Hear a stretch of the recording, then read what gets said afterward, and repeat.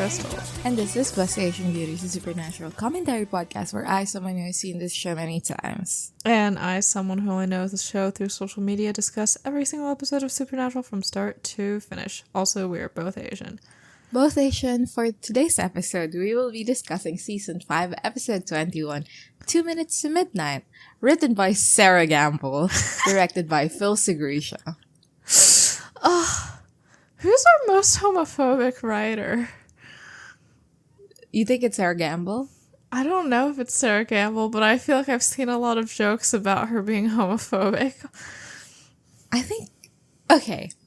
First, I would like to say this episode is funny. Or, like, there are moments where the show is trying to be funny. And it does work. Yeah. And I think a lot of it is Phil Segrisha. So good on you, Phil. There's also an extended bit in this episode that is funny because it's homophobic. Yeah. And I think that's Sarah Gamble's fault. I mean it sincerely because, like, I think there is, like, a distinction between, like, when it's funny directing-wise and when it's trying to be funny writing-wise. I mean, there's a lot of reaction face shots during the funny because it's homophobic. Like, I think Phil Segrisha made choices as well. They were in tandem for that. No, but, like, for example, Sarah Gamble, like, for example, the lines that were said, like, that phone call. Line, why did you use tongue is like, she wrote that to be funny and homophobic. Yeah. And, like, the fact that that was Sam's immediate question. Yeah. I mean, we can discuss it when we get to it. This episode also will have, like, discussions about ableism. So, there's that too. Yeah. Honestly, this episode is fine. As someone who cares about Sam having an opinion or perspective, it's crazy that it ends with Dean being like, "Oh, I'm so conflicted. Like, Sam is gonna jump into a pit. Like, why do we not have his take on this?" I can't believe it's like Death telling Dean, "Do you promise that you'll let Sam jump into a pit?" Like that, like that's the perspective that we're going with. Like that's the action that we're highlighting here. Like, if Sam was a woman, this would be misogynistic. But Sam is a man, so, like, I don't understand why it's happening. Do you know what I mean? Yeah, like there's no reason for it to be written this way that's similar to the reasons that other characters are written badly in Supernatural. It's just bad writing. But, like, I don't know why everyone hates Sam so much. But it's like, the concept of, like, if you're going to marry someone, the person you need to court is their dad. Like, that's what this feels like. If you're going to push Sam into a pit of, like, a pit in hell, you don't need to ask him. You need to ask his brother. Like, what is this? Yeah. No.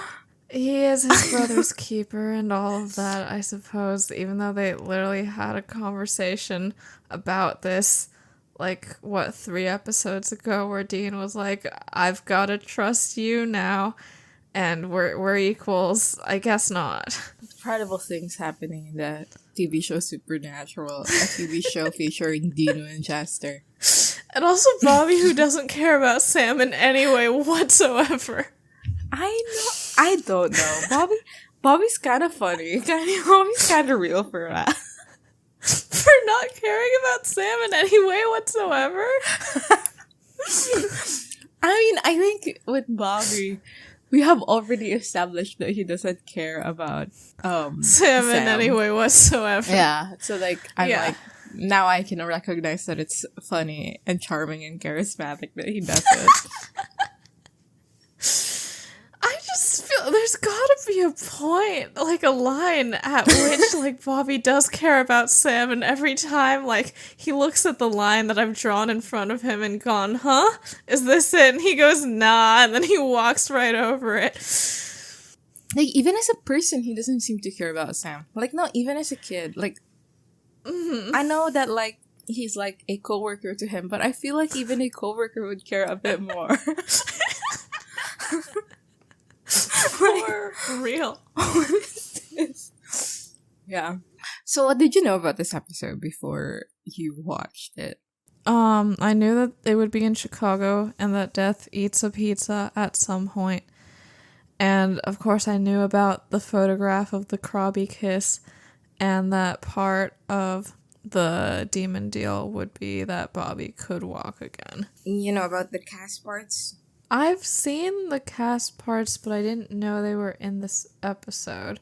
He is so attractive this episode. It is actually crazy. Good for him. I mean, we say it literally every episode he's in. But like, man, when he was in that hospital bed and his face was Oh my lit up, god, yeah. like, he is so attractive even with his blue eyes and everything. Yeah, literally. Yeah, no. The stitches over his eyebrow were placed perfectly. I mean, we have said this so many times, but there must be something to the fact that Cas is so attractive as to why he got staying power. Like, yeah. Every time he's attractive on screen, I'm like, yeah, that's why they couldn't get rid of him. I understand now. But like, allegedly, Sam and Dean are attractive too, so what's the deal? Yeah. Crowley even says that they're attractive during this episode. Yeah.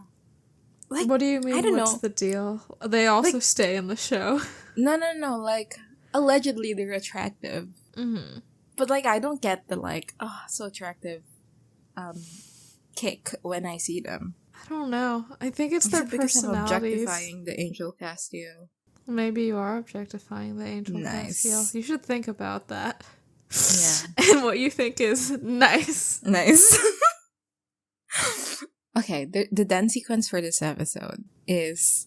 I did find the part where, like, Dean goes, do you think Adam's gonna be okay? And then it cuts to Adam, decidedly not okay. And then, like, it cuts back to the car where they go, yeah, probably not. And that's the only thing I remember. There's other stuff. They're trying to establish that things are happening. And, like, honestly... when they brought back up again the whole, like, deal with, like, the rings, I'm like, this is getting kind of corny. Like, does anyone else think this ring thing is kind of corny? It is, which is why they introduced it so late in the season. Like, it's very video game quest. Yeah, and also, the whole pestilence bit, this episode is, like, nothing. Yeah, who cares? At least they made the vomit, like, really green so that it looks more like Halloween slime than real vomit. I feel like that was to help quell viewers' queasiness. Yeah, which I did have. So that's fun. And I mean, I did find it funny that they were, like, trying to amp up the pestilence thing by being like, pestilence, like, the sickness can still continue even without pestilence. And the way it does is through vaccination.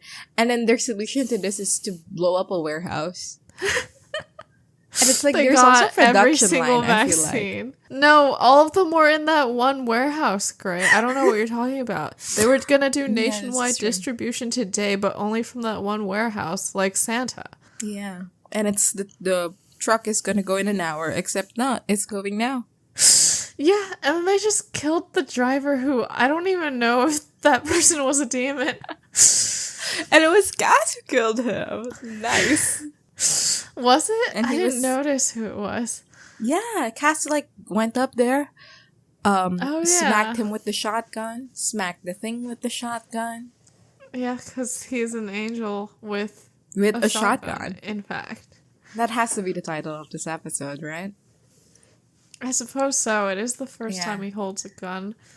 Yeah. I'm going to put the introduction of Angel with the shotgun as our intro music. Sounds good. Let's start the episode, which we do in a... What the fuck is this place? It's like a home for the aged, but for everybody. What do you mean by everybody? Like, for every age. Are there people of every age there? I mean, later on, Dean says that, like, it's like the home for the aged, but for every age. I mean, he doesn't say that, Did but he say? He says... But it's like a place where people go when they're sick. And I think, it's like end of life care, I think, is a situation. Well, I'm on seniorly.com and it says that a convalescent home provides personalized, in-depth therapeutic care and medical assistance for individuals recovering from surgery, illness, or injury. So I don't think that they're actually like there like with the expectation that they're gonna die. All right. There is a patient who is, I don't know, just chilling, just lying down when a doctor walks in, and the doctor is the pestilence we saw 2 episodes ago. Yeah, but cleaned up. I thought you said cleaned up, and I was like, no, this episode? He is not. Or he is. Yeah. You can't actually tell. Yeah, this is true. It's a reminder to all of us that sexuality is not about presentation.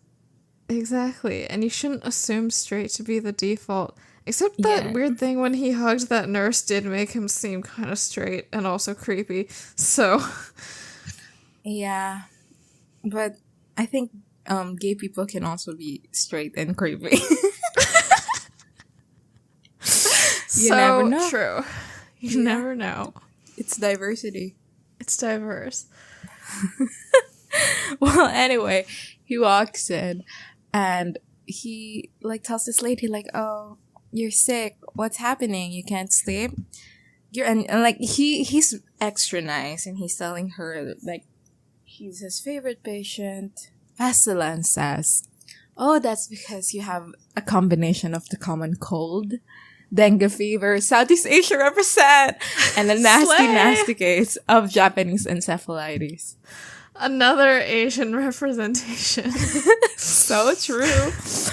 Then he adds chickenpox on her because she never had chickenpox as a child. And like Pestilence does this thing where he's like, you're gonna die in 3, 2, 1, and then she vomits on his face and then she dies. And it's green goop, as mentioned before, like bright green Pretty goop. Disgusting. Yeah, kind of gross. Better than realistic vomit, though. We're in Bobby's house. Dean is angry because Sam has revealed his plan to say yes to Lucifer and then jump in the pit. He asks Bobby if he knew, and Bobby just nods. And Dean's angry, and Bobby just says, hey, this ain't about me. Literally his entire attitude towards this whole Sam situation for the whole episode. Dean just refuses to let Sam do it. And Sam says, that's the consensus. Anarchist Sam writes. And then Cas calls, and he is in a hospital, hot. He has scars on his face, hot. He's in a hospital gown, and you can see his knees, I guess, hot. So, what a win. And this is what I'm saying when they're, like, trying to do something funny with, like, the timing of the lines and the cuts and everything. When Dean asks, like, where are you? And Cas goes, in a hospital. And then there's just this huge pause. And Dean goes, well, do you want to elaborate? Which is a typical Crystal Grey conversation, goes, are you okay? And Cas goes, no. And then there's a big pause. And then Dean goes, you want to elaborate? Yeah, so true. There's also a part later when, oh, of course, the like, you are not the broken shell of a man. Apparently, when he teleported, he just appeared bloody and unconscious on a shrimping boat. So, that's fun. Yeah. He was told it upset the sailors. So what sad. What a slay. Dean tells Cas to zap over there so they can all go after Pestilence together. Cas says no because he's thirsty and his head aches and he has a bug bite and all of that. So he's just basically human and he needs money to go on a plane. Yeah, there's a bit where Dean's like, oh, it's okay, Bobby can wire you the cash, and Bobby goes, I will? He literally doesn't care about anybody. Good for him. Literally, he's the gaff king. Also, like, I think it is fascinating that at some point, Supernatural is like, Sam and Dean are so poor. And then, well, they have so much. It's fine. They can just steal money. It's Oh, fine. credit card scams, yeah. Yeah. And it's so true. Good for them.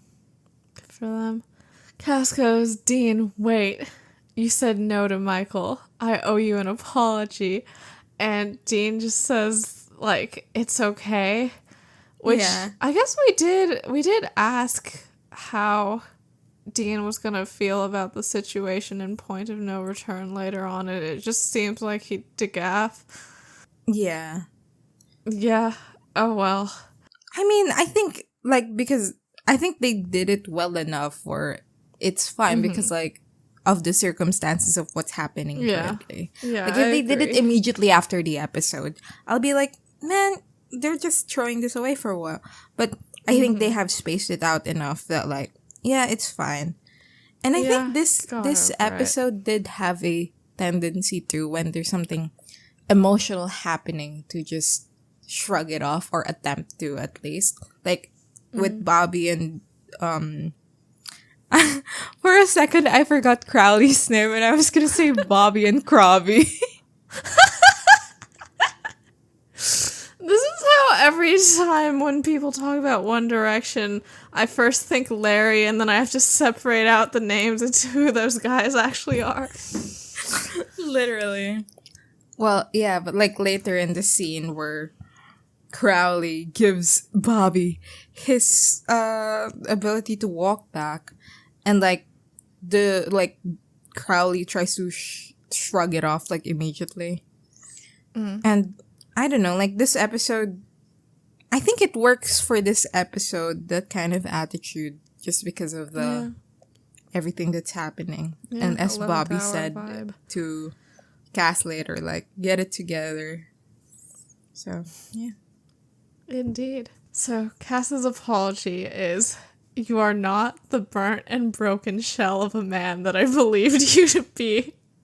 So true. So good. What a fun line. And then, like, Dean, like, just looks up a bit, and then he goes, thank you. Thank you. And then, I like, in a little appreciate bit, and then he's like, when he says, I appreciate that, he's a little bit like, ugh. And then it cuts back to Cass's face, the most sincere face crunch you have ever seen in your life. And he goes, you're welcome. And Cass's lips are so chapped in this scene. Like, the most chapped they've ever been. And it's like, it's an essential part of his character. I'm really glad that we got to see that. Also, when Dean says thank you, you see Sam kind of twitch, like, confusedly in the background. Like, they never put anybody on speaker when they're, like, fucking talking to people on the phone in, like, a room. Like, how will they even know what's going on about anything? Very sad. Well, they did once. One time. When? Yeah. When Cass goes, what's honorable about a minibar?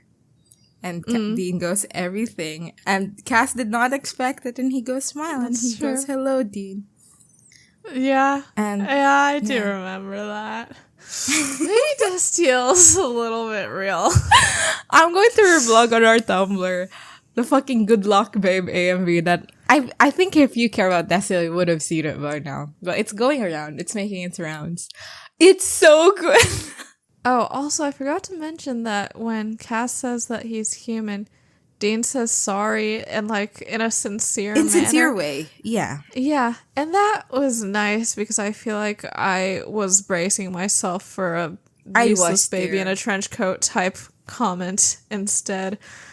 But, yeah, I guess he thought Cass was dead, so he's in more of a kind, benevolent mood right now on this phone call. Sam and Dean drive off to the convalescent home. They're watching outside. And, okay, the only thing that they see is, like, a person in a wheelchair who looks like they're having a perfectly normal time being wheeled into the home. And they start going on and on about how depressing this place is. And Dean calls it a 4-color brochure for dying young. Because, like, well, all the people in here are, like, old and sick, so he's saying, like, seeing a person in a wheelchair looking normal and being wheeled in makes me want to depressing. die young so that I don't have to be in this situation, which I think just in the that's episode. what they're talking about. Yeah. I thought what they were saying is like a home for the aged. That's for every age. No, he was saying that like seeing people who are old and in wheelchairs Yeah, makes me wish I okay. was dead. Well, that's and horrible. I think that that's horrible. Especially and with I think Bobby, that it's yeah. especially horrible in the episode where they make such a big hurrah about Bobby being able to walk again. Oh, Sarah Gamble. Sarah Gamble kind of is the ableism queen. Like, she did do 421. She did, yeah. Yeah. Well, Sarah. They go in and Dean talks to a security guard pretending that he's visiting, and then he just knocks that person out. Sam has an issue with Dean's improv name for his fake grandma, which is Eunice Kennedy. I think that's a perfectly fine name. Yeah. My complaint is that, isn't it pronounced Eunice?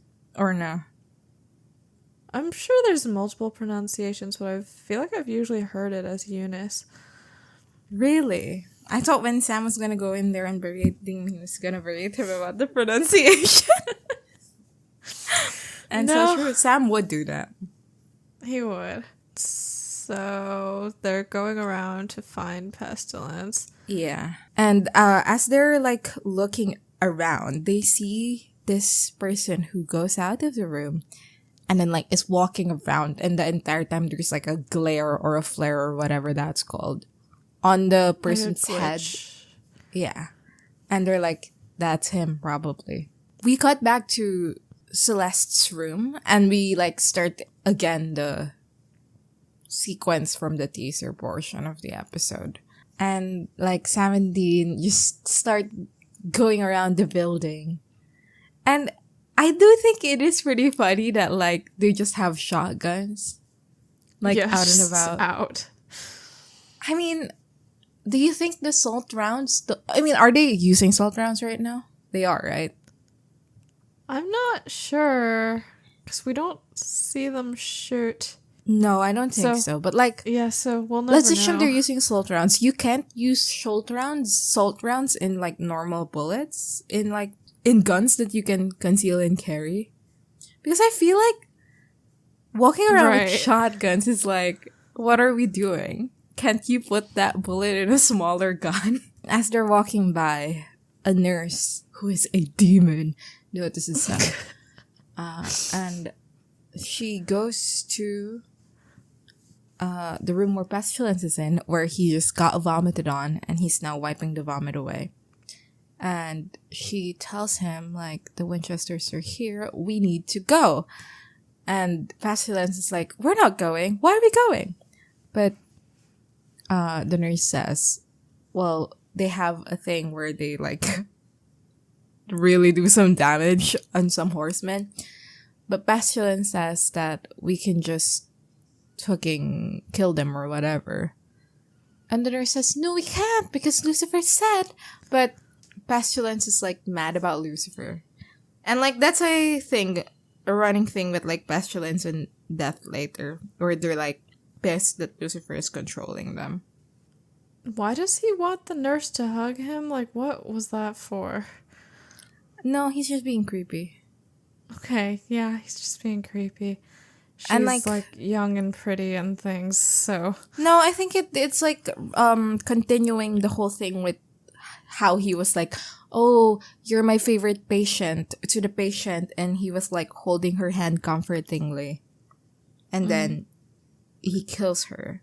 And they're like continuing that kind of vibe where like seemingly nice traits are actually evil.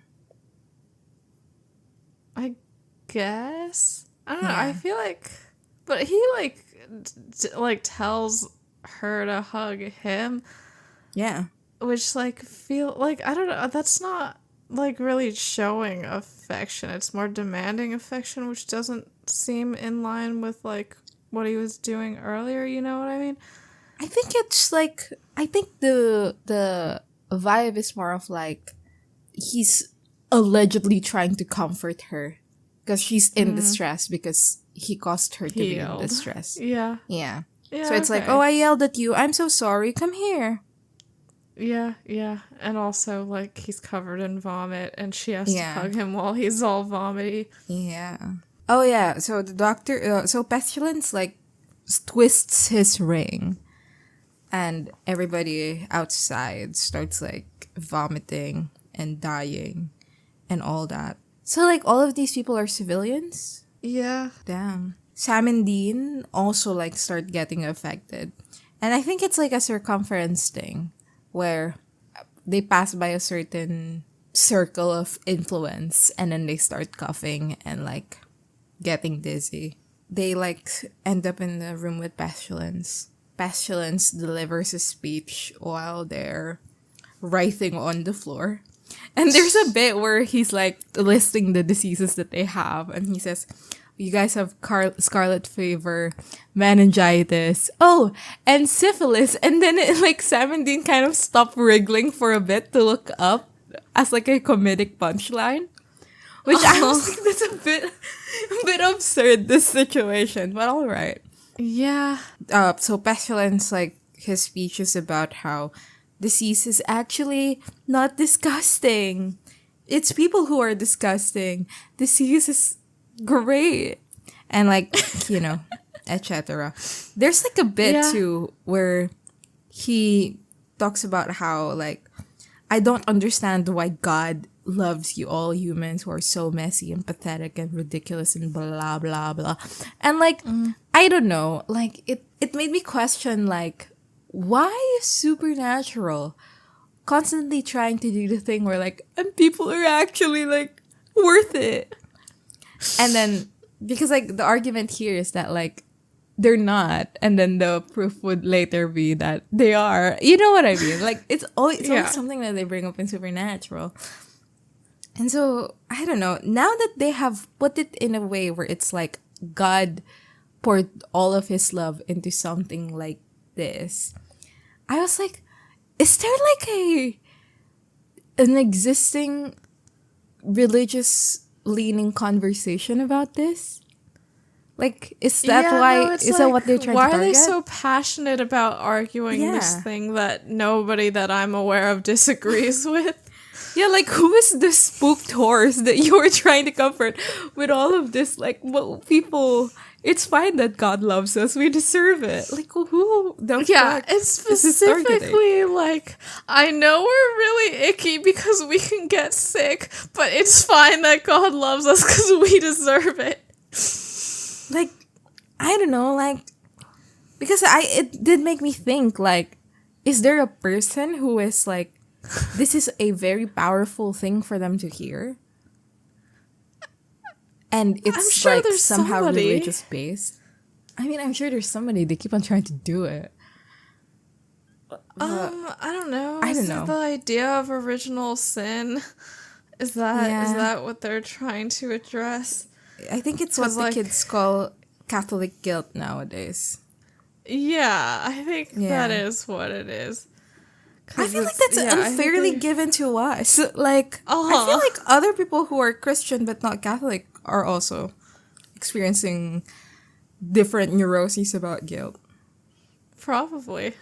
Right. There's like a part during this scene that I've definitely seen clips and screenshots of where, like, Pestilence is like, Sam's on the ground on his side and Pestilence is lifting him up, like, by his hair.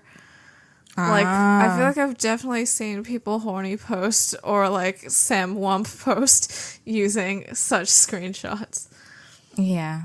I think there's I think also the part where Dean is, like, trying to reach out for the knife. I've never or whatever seen anything about that. No, I mean, that's not the type of people I follow. Yeah. Not about seeing it. I'd have never seen it too. But, like, I think it's cool that you can hear the bones cracking when Pestilence steps on his hand. So I think that's fun. Yeah. No, but what is it that, like, Supernatural is responding Supernatural is obsessed with the concept of, like, how people are actually good.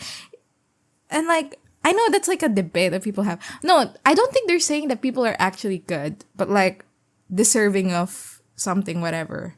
Yeah, I don't know. I mean, I guess the stance Supernatural is taking is like the original sin was good because free will's like an intrinsic part of humanity and the thing that makes them not only deserving of love but also like the only Capable of it. deserving creatures in the entire universe who should kill everybody else using their free will.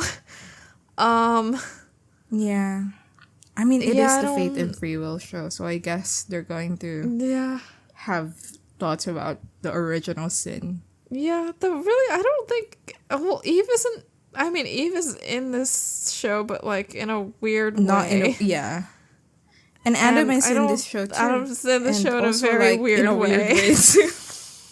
So I don't know. Like it. Like if it's a response to the idea of original sin, it's not very direct about it. Yeah. I think, well, like, yeah. The same question I had earlier. I'm just confused as to who feels so strongly about this that they feel the need to pander to it in such a frequent and blatant manner. Yeah. Like, I in Supernatural's target audience, is it like something that they feel like their target audience needs to hear? Right, that like specifically just humanity in general is deserving of love. I just don't know. Like I feel like the only people that I see in like the humans are bad camp are like eco-fascists, which I don't think is the camp that Supernatural is responding to. So I don't know. I want to get into the Supernatural's Supernatural writer's room and ask them what the fuck they were trying to do with everything, but also this specifically. This is sort of like a new concept that they introduced in season like 4 though, right? Like it being the fate and free will show and how people are like good and all of that shit. Like was that in seasons 1, 2, or 3? I think that it's like more of a recent thing for them at this point in the show.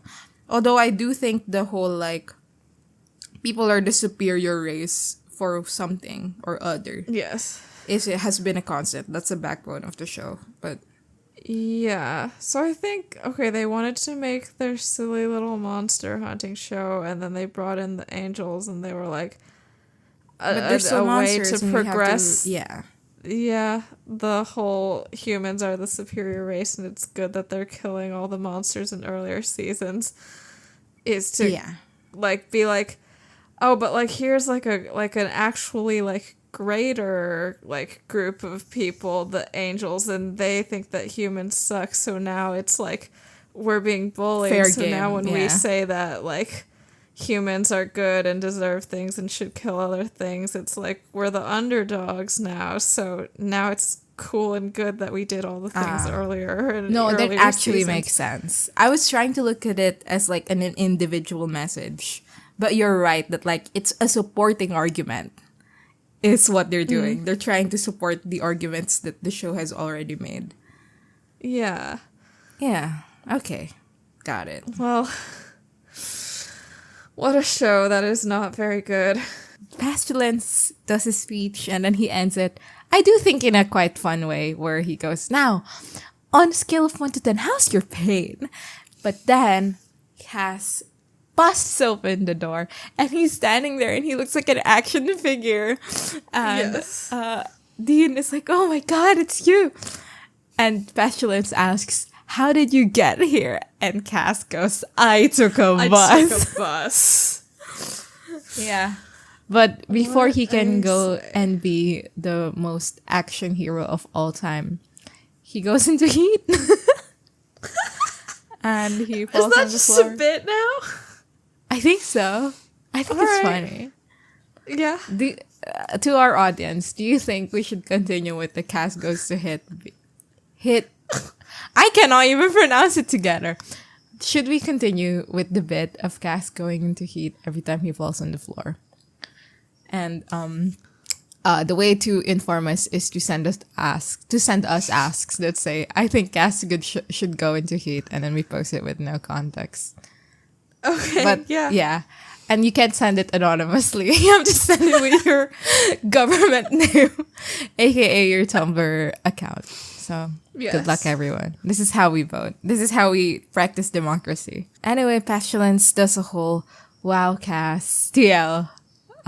You're like not even an angel anymore. There's not even a speck of angel in you. Is there? But Cas goes to grab the knife and he cuts off Petulance's finger with the ring on it. And like the way they do it is he has the hand on a like see-through table. So from underneath you can see Cas cut that thing off. And then he goes, maybe just a speck. Go Cas! And they have the ring and Dean picks up the ring. But Pestilence is holding his hand up to his chest. And he goes, it's too late. Fucking loser. Get out of here. Oh, he's talking about the vaccines. Yeah. I know he was just talking in general about everything. He looked at the clock and he was like, it's past my bedtime. That's what he meant. He was like, I took melatonin 20 minutes ago and I'm gonna fall asleep anytime soon. They go back to Bobby's house. Oh, also they're unsick now because without the ring, Pestilence doesn't have his power or whatever. I hope all the people in the convalescent home didn't die already. Well, okay, Dean says, tell us you have good news. And Bobby says, Chicago's about to be wiped off the map.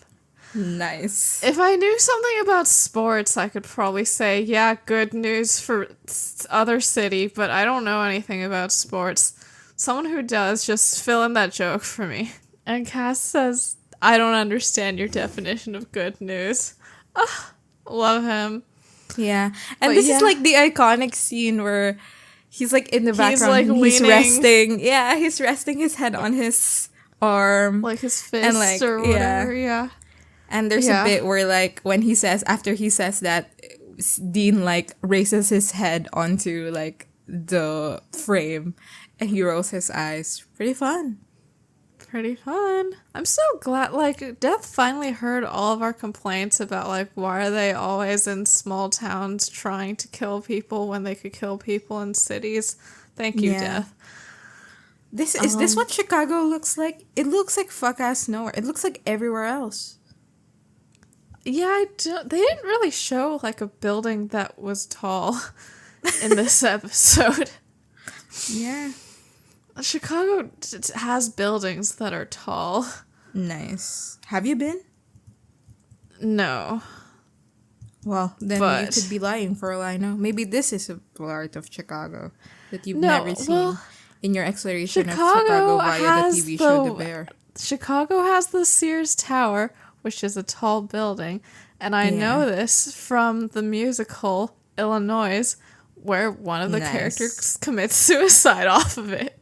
Nice. So, Bobby, mentions how Death is gonna be there and they should just go get his ring. And Sam asks, like, Bobby, how'd you put this all together anyways? And Bobby says, I had, help. And then Crowley shows up. So true. Hell, yeah. Yeah, and he's then pouring himself Crowley, some alcohol. I literally, every time I say Crowley, I think Crobby. But anyway, Crowley shows up and he's like, oh, don't be so modest. You did a lot too. Which I think is really fun. Yeah, and then they start being homophobic. Which starts with Crowley saying, like, go ahead, tell them there's no shame in it. And Sam goes, Bobby, tell us what? Which, coming out scene of all time. Yeah, Crowley tells them that Bobby pawned his soul to him, but he'll give it back. But he refuses to give it back now. And then Sam just goes completely out of nowhere. Did you kiss him? And Dean goes, Sam! And Sam goes, just wondering. Which is just yeah, I don't see the point. I mean, the point is to be homophobic and funny. Yeah. But yeah, The point like, is to give a justification as to why Bobby doesn't care about Sam. no, for real. He was literally like, I was like in the midst of like trying to come out, being pushed a little by my demon lover Crowley, but I was getting to it. And Sam just proved that he was not someone who was like a safe person to talk to about such Literally. things. And I mean, obviously, he wouldn't have asked this if Crowley was not a man. So, yeah. And there's like they keep doing like shots of each person's face in like a funny way or whatever. Yeah. Blah blah blah. And Bobby goes, "Psst, no." And then Crowley holds up his phone and it has a photo of the two of them kissing. And then Bobby goes, "Why'd you take a picture?" And Crowley goes, "Why do you have to use tongue?" So, yeah. And then Dean just says, like, whatever, I'm sick of this. Homophobia win. Not actually, though. Kind of an ally win. The way that he shuts it down, maybe. Literally. Yeah, but he just says that Crowley needs to give Bobby his soul back. Whatever. Do we need to discuss this scene? I feel like it's very straightforward what happened. I think of the fact that they were like, let's give this to Sam. Honestly, I think Sam would do it. But also, I don't think he would. Do you think Sam would do it? Do you think Sam would do what he had done today? No, it's just, I think it was like, we need somebody to bring this in to make it funny. And right now we've given Dean the job of caring about Bobby because he's like a father to him. So he's going to be like, focused on... I don't think it's funny. Like, no. I don't think it's needed. I don't think they needed to make this funny is the thing. Like, I think Crowley can have enough of a levity about his character that, like, that him being around is already some form of comic relief. Like, you didn't need to do all of this shit. And also, like, I don't know, like, is this a response to people being like, wait, did John kiss Zazel? Were people like that? Like, we're like that, but, like, were other people like that? I'm assuming so. So the response is yes? Yeah. Yeah. I don't know.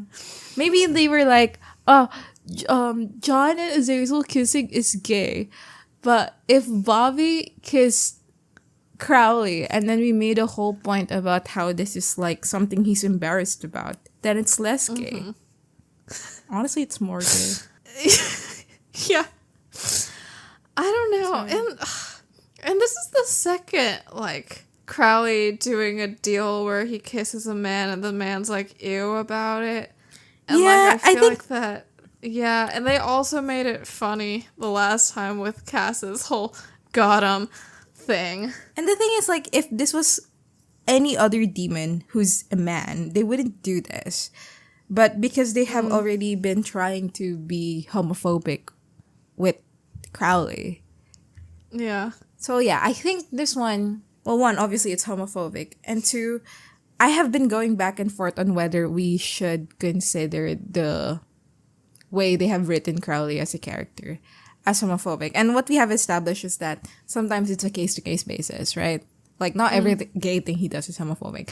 This is definitely leaning into the idea, though, that, like, they did write him that way to be homophobic. Like, that is the intention. Yeah, like, that's our man-kissing man-demon. And he makes jokes about being attracted to men because it's funny that people are men who are attracted to men. Yeah, and, like, it adds to his creep vibe or whatever.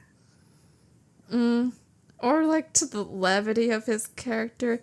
Like, I think you have mentioned before that the idea of, like, bisexual characters specifically being like, oh, like, I'm so chill, I don't even care what gender you are before I stick my tongue down your throat, and, like, that being just sort of, like, why you would make a character bisexual is to add to that vibe of them being, like, chill and breezy and funny or whatever. So, yeah, I think that's also part of it. Though I guess so far Crowley's only ever expressed attraction to men, so I guess right now he would be just considered gay by the audience. This is true. Right? This is true. Yeah. Yeah. We're making gay erasure by calling him bisexual. Is that what you're saying? Well, he is bisexual eventually. He is bisexual. Or I think, does Mark Shepard specifically call him pansexual at some point? Or is that? Yeah. Probably. I mean, I don't know. Yeah. I'm not sure. But I feel like I've seen something. I think, yeah. I mean, I'm sure there is a reason why most people think of Crowley as bi or pan. And I think that would be supported by the text. So, like, I'm sure in the future that would be something. He sleeps with women at points Oh, on yeah. the show. So I'd say that would be what it would be. Does he? Does he sleep with women? Doesn't he? Well, the foursome thing that he does. Oh, when yeah, he's, that I like- told you about. Yeah. The season And 11 also, one. like, he was Dean kind of real had for that. threesomes or foursomes or whatever. Oh, with yeah. supposedly women. Supposedly women. I mean, I'm assuming, well, because Dean was involved, I think. Okay. The people need to be women. The other ones who Yeah. are there. Just according to what the supernatural writers think. Oh, is he went Dean's on a behavior. date with someone. A character that we already met who's a cop, a woman. What's her name? Jody? Yeah. He goes on a date with Jodie, I think. He does? Yeah, but Like like a it's a real way one? to like kill her or something. I'm not sure. Does that count? Okay. I mean, he also does kill the people he had a foursome with. So like, True. Who knows? Who knows? But yeah, I don't know. I think there's also like the moral laxness of gay men. And it's That they're also trying to- what they're yeah. leaning into here, yeah. Well, Crowley says that he's not gonna give Bobby's soul back yet because of insurance, because, like, Sam is going to kill him. I love how like yeah. I love how the whole Crowley and Dean partnership started because Sam wants to fucking kill Crowley. I do genuinely think that's so funny and amusing. We go outside in the scrapyard, and Sam and Dean try to have a serious emotional talk or whatever, which is The that they're gonna stupidest do fucking because conversation. Dean says, "Let me guess, we're about to have a talk," and then they have a Literally. stupid fucking conversation. Like, yeah, I have my issues with 421, but I feel like the Sam writing in that episode was good, and that Sarah Gamble had like a good grasp of like what Sam's like motivations and insecurities and all of that were. But like that sort of just goes completely out of the window because this entire conversation is just Sam going, I know like, I'm weak. "You think I'm weak? I am weak. I'm so weak, and I'm worse than you, and I'm worse than Bobby, and I'm worse than Cass. But we just gotta try it, okay?" And that's it. It's a completely mind-boggling conversation. What is I don't this? think we've really seen a lot of Sam specifically being like, "I'm worse than Bobby and Cass." Like, where's that Literally. coming from? Like, I don't know. I don't know because it's just I think I've complained about this before, right? Or when they were having that conversation about how Sam is someone who leaves and Dean is like, "No, but you're always leaving." And Sam's like, "I know, and I was wrong." I was wrong. Where they keep on Every trying to time do I this shouldn't thing. have gone to college. Yeah, like we're always going into an argument between Sam and Dean where Sam is constantly not on his own side. Like Sam is constantly like the way he's trying to get Dean to agree with him on anything is to go, "I'm weak, pathetic, a loser, never did anything right in my life." Like, why are we I don't know, like I think there is a I think I can conceptualize a way where Sam has ended up with this kind of personality. I just don't think that's what the show is trying to show us or tell us. They're not trying to tell us that Sam thinks he's wrong or Sam thinks he's bad or weak or whatever. But it's because he has this like thing that he needs to work on in cognitive behavioral therapy. Like, they're not doing that. They're saying it like it's true. We're supposed to see Sam say this and be like, he's right. Yeah, he is worse than Bobby and Cass and Dean. Actually, this one, I don't think they're trying to do that as blatantly. Because, like, at the end of this episode, they do go, you know what? Sam's not that weak. But because they have the history of it already, like, I don't know. Many things are fucking stupid with this fucking show. You think I'm too weak to take on Lucifer? I know exactly how screwed up I am. They don't even have any concrete idea about, like, what it even means to be strong enough to take on Lucifer.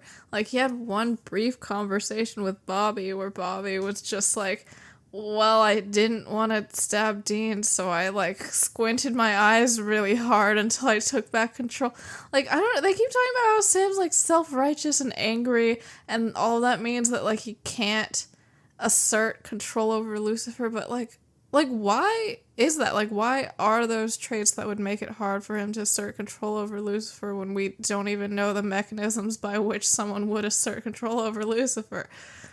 Yeah, exactly. And also the whole thing, like the argument of this conversation that Sam is trying to make is that, yeah, we're not sure it will work 100%. Maybe I am too weak, but I'm all we got. Like, this is our only shot. So may as well do it. And, like, I do think that would have been interesting to hear Sam's thought process of getting there. Or, like, you know, like, have Sam's perspective. But this entire conversation is about appeasing Dean, like trying to get Dean to agree. And so we don't even know what Sam is thinking. We don't know because we're only aware of what he's thinking in the context of what he thinks he needs to tell Dean so Dean will agree, which is a different thing. And like, I don't know, I think it sucks that this is such a Sam-centric decision. This is Sam's decision. And all we get is like, but how's Dean gonna take it?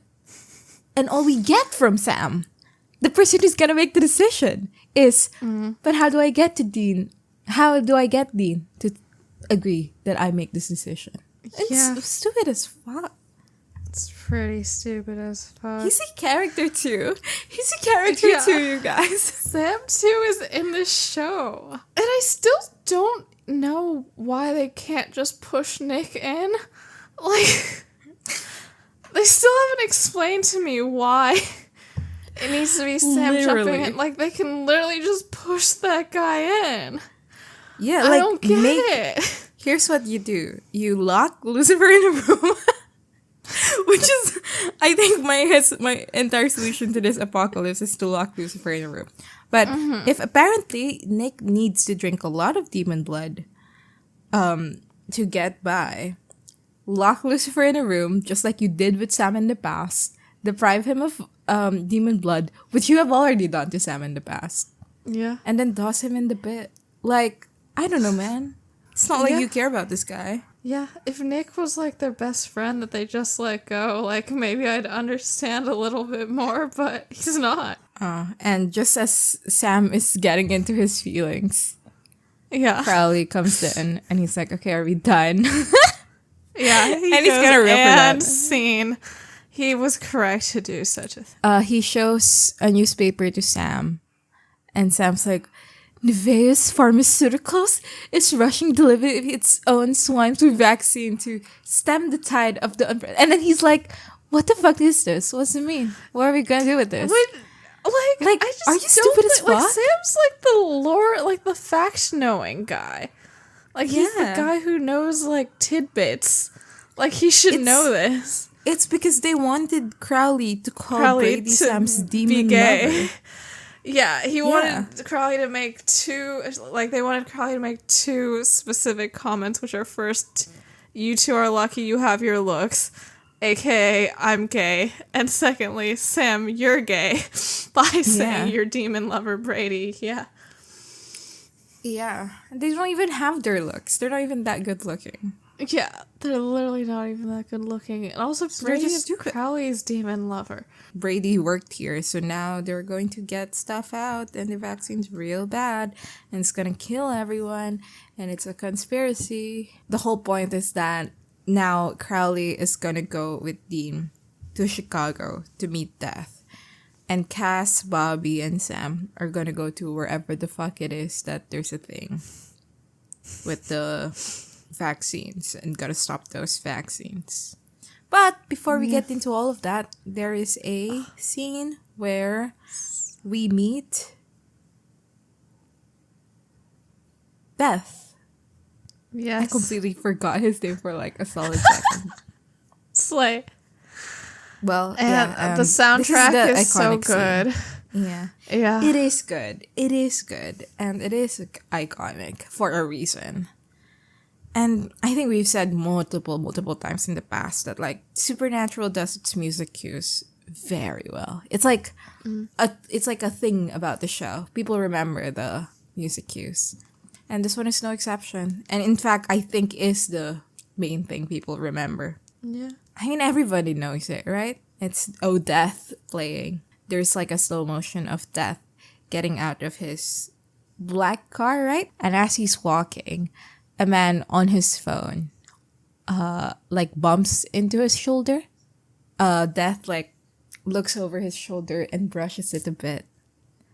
And the man just dies. He just dies. It's good. It's like good. He just crumples to the floor. And Death just keeps on walking. And like, a thing that I wanted to mention was that I found it fascinating that Death was presented in like his final form here as like a natural disaster. And I don't know, like later on we are informed that it wasn't his bidding. Like he didn't choose to do this. It's like Lucifer's controlling him. That's why all of this is happening. But like before that, I was thinking about like how, you know, like, well, war is stupid as fuck. Famine, I kind of get, but also a bit stupid. Whatever, I think everybody else is just stupid, and I think the natural disaster is a fun thing. So, Cass and Bobby have a little conversation, and Cass is just like it's the 11th hour and I'm useless. All I am is an angel with a shotgun. Yeah, fighting till the war's won. Yeah. I actually don't remember the next line. This is healing.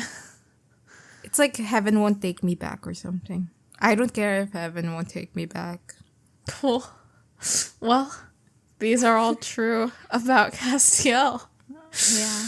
And he throwed away his faith. I don't think throwed is the past tense of that word. He threw away his faith, etc., etc. The rest of the lyrics are romantic in nature, so I don't want to get into it. I don't think Cass is in a romantic nature right now. Yeah. He's mostly just bummed about how everything. He needs to just have a gun now because he doesn't have his powers. And how the world is ending and all of that. And he goes, what I used to be. And Bobby goes, are you really gonna bitch to me? Quit pining for the varsity years and load the damn truck. Honestly, I later on. We're gonna discuss this. Yeah, what? Like I did find this fascinating because I was like, well, Bobby's gonna get his ability to walk again later on. Is he gonna be like, okay, now you can complain to me? Like, it's fine. Maybe so. I don't know. I don't have fully formed thoughts on this. I don't know. Something like, I don't know. It's about, I'm just thinking about the Human Cas debate and how, like, I think, like, the people who are against Human Cas, which include me, usually view it, like, in terms of, like, a sort of, like, race or, like, integration into like culture sort of axis, and like in line with like Supernatural's whole human superiority thing. Like the idea that you would want a human cast ending is like you like fell for Supernatural's racist idea of like the best way to be a conscious being and whatever.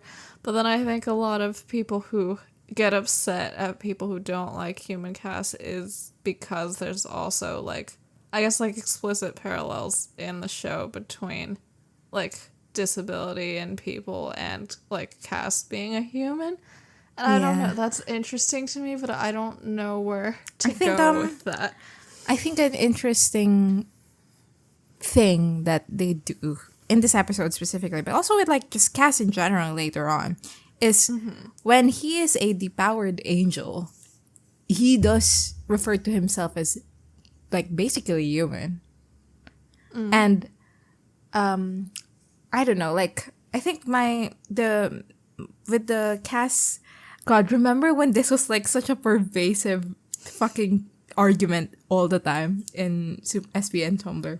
But like the whole thing about like Cas Angel Cas versus Human Cas endgame is that throughout the entire show, Cas has very rarely been one or the other. He has always been an in-between guy.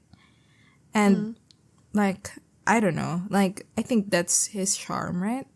Like that he's a depowered angel or a human with an angel past or whatever. Like Cas is I think with Cas, like, and this is gonna sound so corny, but like it's not about like what, like I think like the conclusion of it being like it's not about like what you are, because like the like actual biology or whatever of like angel versus human is so like nebulous. Like with his powers, for example, like when we assign his angelhood as like ability to have angel powers, well, right now he's still an angel. He doesn't have any of that. So like I don't know, like I do find it fascinating as well, and I do find the conversation fascinating as well. And I think I think I'm on the side of Cas should be the way he is, where it's like I mean, basically the show ends, Cas is a full powered angel again, right? And I just like I don't think that's a good message, honestly, because like as you said, like Cas has always been an allegory for something, an allegory for not fitting in or not being the way you used to be, etc., etc. And sometimes that falls more into the queer allegory. Sometimes it falls more into the disability allegory. And I feel strongly about both of those things. I think it's a conversation that we ought to keep on having, like, throughout the show. Especially when we get to, season 9 and onwards, especially like when Cas loses his ability to fly. I think that's a big one. Yeah. I don't know. I love Cas so much. Love him. Yeah. How to fix truck. How to fix truck, even. Yeah, and I also think that, the way that the show deals with Human Cas versus Angel Cas versus the way that fandom does, and like different aspects of fandom can also affect how you feel about it. I think a reason that I do just feel negatively about Human Cas is because I usually see it in a Destiel context, and it's not really actually about Cas in that situation. I think with Cas is, I like the thing about the Human Cas that I don't agree with is that I don't agree that he will choose it willingly. I think a Human Cas is a Cas who humanity is forced upon him. I don't think it's a bad thing. Like, I don't think that would mean automatically that Cas would be depressed and sad about it, or that he won't find happiness in it and all that crap. Like, I just don't think he would choose it. Like, that's like my main stance on the whole thing. I think either way it can be incredibly interesting to think about and explore. But I think it's a mischaracterization of Cas to think that he would throw away his grace to be with Dean. I don't even know how that works. Yeah, and also the idea that like throwing away his grace is something that would make his relationship with Dean better, or like whatever. Like, I have an issue with that as well. But yeah, I don't know. I'll develop more feelings and opinions as I see the actual show instead of AO3. So Yeah. I think and also I just want to clarify, like, when I say that Cass is a queer allegory, I'm not saying that he's not queer. Like, he is queer in the show. I just mean also that, like, a lot of his experiences that are not necessarily related to being queer as a character can be applied to, like, experiences of queerness in real life for us people. You know what I mean, right? yeah. Like, him being not accepted by his angel family is, like, not necessarily like a because he's gay. Actually, I don't know what. So I don't know. If Dean was a woman, they would still be against it. Yeah. So it's a I think so. Or will they be? True, Metatron did say that. I think Metatron is real homophobic. Yeah, he has got that dog of homophobia in him. Right, so they all head out. Sam says that things used to be simple by referencing the creature in season 1, episode 2. Unnecessary. And Dean says, like, not really. Things were never simple, and doesn't expand on that, but I guess that means something. Is that I think it's related to I think it's related to the thing that Bobby will say later, which is that, like, we baby Sam, but, like, he has been doing this shit for forever. And, like, Dean saying that, like, oh, it's never been simple. It's kind of like Sam's been through shit, so, like, why now is this the line kind of situation? Yeah. Right. So Sam tries to give Dean Ruby's knife, but instead Crowley goes, actually, I have a knife that's, like, way better and cooler, and it can he has kill a bigger demons knife. and angels and reapers, and yeah, it's also way bigger. So think about that. And I feel like it is a bit like he gave it to Dean, like, ugh. And I know it's because Sam will kill him, but, like, come on, Crowley. Yeah, but yeah, it's Death's own scythe, which Crowley just had. Why? Because he's the king of the crossroads, baby. And that's literally what they say in the episode. Yeah. Okay, I love how they Supernatural. put this before Crowley magics Bobby's legs, because, like, they were like, yeah, let's not linger on it.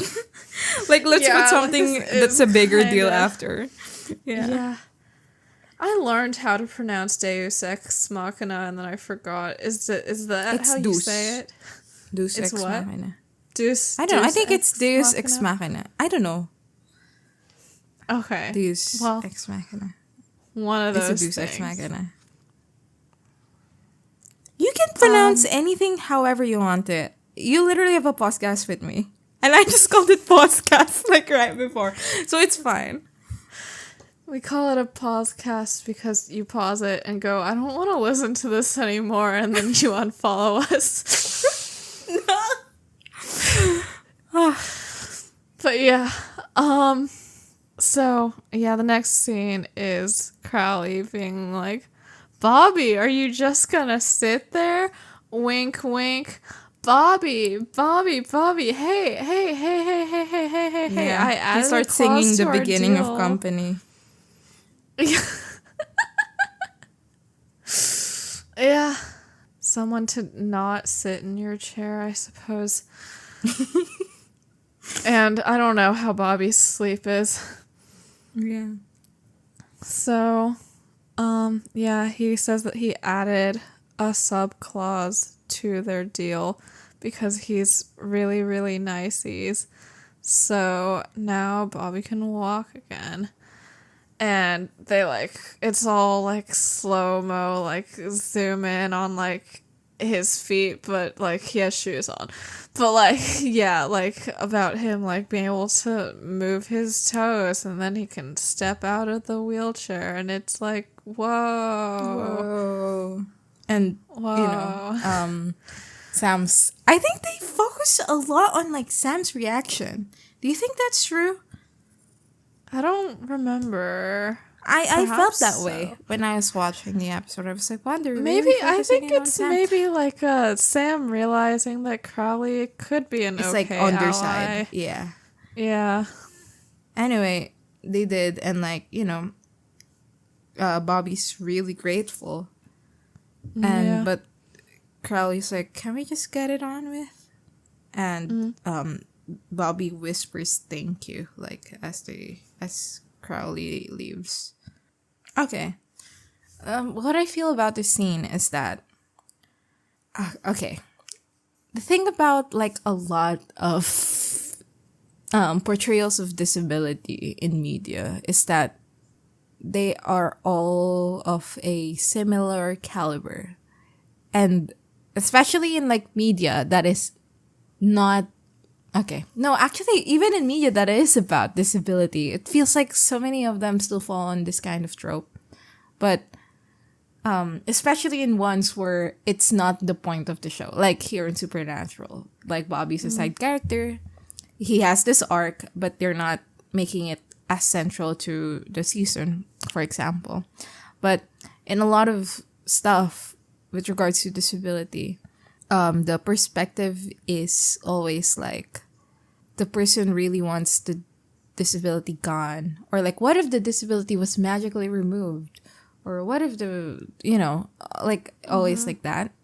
And it's always also, and the other side of that is like, this person is disabled, but see, they're still like able to live life like a quote unquote normal person. They are able to surpass their disability and I don't know, still paint or whatever, even if though they have no hands or something. And the thing is, if this episode existed in a vacuum, right? Like if this arc existed in a vacuum and we didn't exist in a world where so much of the conversations about disability in media is always in this perspective, it would probably be fine. It won't be good still, but like it's still fine, like whatever. But because we do exist in a society, we live in a society where that's how it is, and this is such a common trope. I think that's what makes it ableist, like the context in which it exists. And like I don't, and also because we already had a character in Supernatural who is disabled. Pamela. I've completely forgotten her name, but Pamela, what's her name? Yeah. Pamela. Yeah. So like when Pamela was here, they do the other thing I was talking about, where they were like, she's blind, but like she basically can see. That like that's the way the show was doing it, because she has like ESP She's or whatever. Psychic. Yeah. And I don't know, like, and also in heaven, she's not blind. She's not. anymore. Yeah. And like, so what I'm saying is like, if this again existed in a vacuum, it'd probably be fine. But because it exists in a show like Supernatural, who has this kind of history with their disabled characters, and because it exists in a world where these are like the only conversations we have in media about disabled people, that's what makes it bad. And I mean, like the way the reason why I'm wording it like this is because I don't want to sit here and be like, Bobby wouldn't be this happy or whatever, because like I don't think that's true. I think Bobby like really would greatly appreciate being able to walk again. And I think that's because like the whole discussion about disability pride is that like a lot of the times the thing that is causing you to be disabled, right? I think this was worded to me in a way that I understand it like well the first time was by this YouTuber that I watch who is like she makes clothes, she's an editor, she's a crocheter. Her YouTube channel is Retro Claude, CLAUDE. And she's disabled also, and she experiences like chronic pain. And the way she talked about it was like with regards to disability pride, even in an environment where we remove all of the societal structures that prevent disabled people to be in society, where if we make everything accessible, right? Even in that situation, there would still be days where like you're in pain. It's not like, say, being gay, where a lot of the time, if we just remove the societal barriers and the legal barriers to living your life, that like if we lived in that kind of society, you'll be fine. Like it won't even be a concern. Mm-hmm. Like being disabled is a concern, even if all of those societal structures and legal structures were removed. And so I don't want to sit here and be like, oh, and Bobby shouldn't be affected in this way. Mm-hmm. You know what I mean, right? Like, yeah, I don't of course, like different disabled people, different experiences with disability, whatever. That's a given. Yeah. But like with Bobby specifically, we didn't really see a lot of the things that like what his everyday life was like, etc., etc. So I can't speak on it. But I don't know, like this whole thing with Bobby. That's why I am very clear that like what I'm saying is that it's about the context of it. Because if we're just talking about Bobby the character, yeah, this would be something he'd want. But there's a difference between the individual, like the things that we know individually as people for individual scenarios and situations versus how we put that into action in our social code, in our legal code, and like the way we do things as a society. I don't know how to word this well. Like there are things that we understand as people, as individuals. But once we start saying it to ourselves as a society, that's when it gets bad. Because we don't have the structure to define the lines of those reasonings. Like with disability. Like, yeah, like we can like as people conceptualize that individual people who are disabled feel bad about their disability and struggle with accessibility and all that and etc., etc. But when you put that in a societal basis, when you apply that logic to society and then it's conducted by people who don't understand the nuance and don't understand the intricacy in a system that cannot afford to go the person by person individual case basis, that's when you get stuff like disabled people shouldn't be outside, like etc., etc. And I don't know, like I have a lot of feelings about this. I have a lot of thoughts about it too. And my general consensus is I don't know how else they could have done it that I would like it. Just done it as in if they were gonna decide that Bobby was going to be able to walk again by the end of the season, like I don't know how I don't know how they can change this into something that I'm like, that's fine or that's good. I also I don't know, like we are in supernatural and with like magical beings, not magical, whatever, divine occult beings. So like of course it's like part of the consideration immediately when Bobby he was paralyzed, right? Like from the leg down. So I don't know. What do you think? Like if there is a way that they could have done it to make it less ableist. Yeah. I mean, they could have had Bobby just be disabled. One. Like they could have just had Bobby be in his wheelchair for the rest of his stay in the show. That's something they Yeah. could have done. Yeah. But like, I don't think there's any universe where Supernatural would do that because it's a fucking show that is the way it is. Yeah, yeah. I'm trying to think about, like, when they were plotting out this season and they decided that this Yeah. was going to be a Bobby arc, like, what was the thought process? point of it?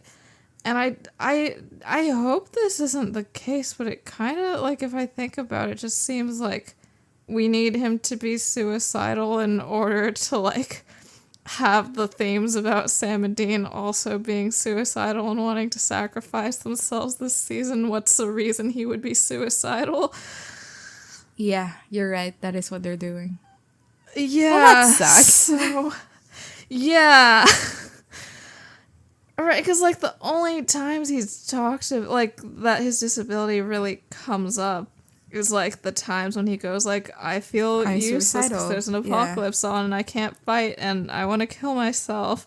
Yeah. Like, that's about it. Like, nothing else about his role in the show or in their lives changes. So, Yeah. I don't know. I think the thing with this is, you're right. Like, the intention behind the arc is already probably not like yeah, the most just generous inherently in thought and flawed. benevolence. yeah. It makes me sad. I mean, Yeah. it makes me sad in like it didn't make me sad that like Bobby's back on his feet. I mean, like, it made me sad that I think this could be something that they could have said something about, and like they didn't. It was basically like,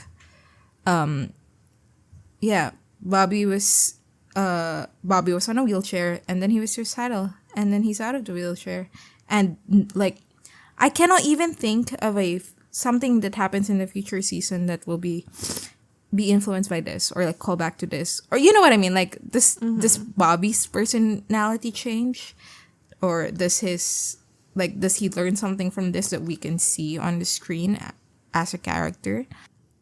Yeah. I'm not sure. And like, I don't know, like later on, the part where Bobby talks about like being able to walk around and how that's like, it was like he was so happy, and then he realized that the apocalypse is still happening, so let's drink. I did think that was like good. Like, I do think there is like something to that idea of like, you know, how this thing was like, there's this horrible thing happening, and then there's an addendum of this thing, and now the thing is gone, but like life still goes on. I have complicated feelings about this whole arc, obviously, but whatever. I don't really get how to talk about it, because I don't think Supernatural gets why they talked about it too, or how they did it. Like, I don't think they put much thought into it, and so it's difficult to gauge anything. Yeah.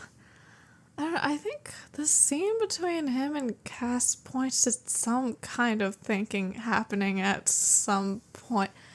I like the part where, like, he tells Cass quit pining for the varsity years and load the damn truck. I feel like, is that their, like, half-assed attempt to be like, but Bobby has accepted his disability at this point, so it's not as ableist to do a miracle cure because he's, like, cool about it already. I don't think there was enough of that, if that's what they were trying to go for. I mean, I don't think so, because that scene feels like, you know, oh, you Just can't like, shoot fire out of your hands? Well, I woe can't is walk. You, but So, like, yeah, you know. yeah, so it does seem like a bit of, yeah, so it's not really about, like, I'm connecting with you and, like, Yeah. you're disabled in an angel way and I'm disabled in a human way, and both of us can, like, get past this. It's just like well, I have it worse than you and it's bad. Oh, thank God it's not bad anymore. Next thing. Woo. Yeah. Yeah, I think I was know. being a little too generous with Sarah Gamble in that interpretation. I mean, honestly, if we didn't have this podcast, this would just be something I'll just put out of my mind. Like, and I think perhaps many people would have that general reaction.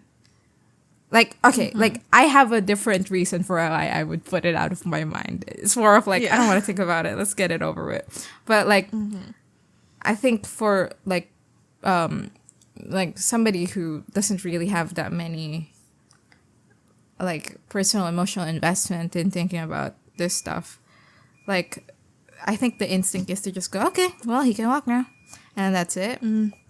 Yeah. It's just, it feels like such a cheap way to like make you feel a feeling. Oh, Bobby can walk again. Like, what the fuck? Yeah.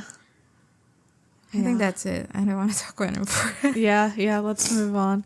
Yeah. So they're in Bobby's van, and Cass is talking to Sam about the plan, which I guess Sam presented for peer review to Cass.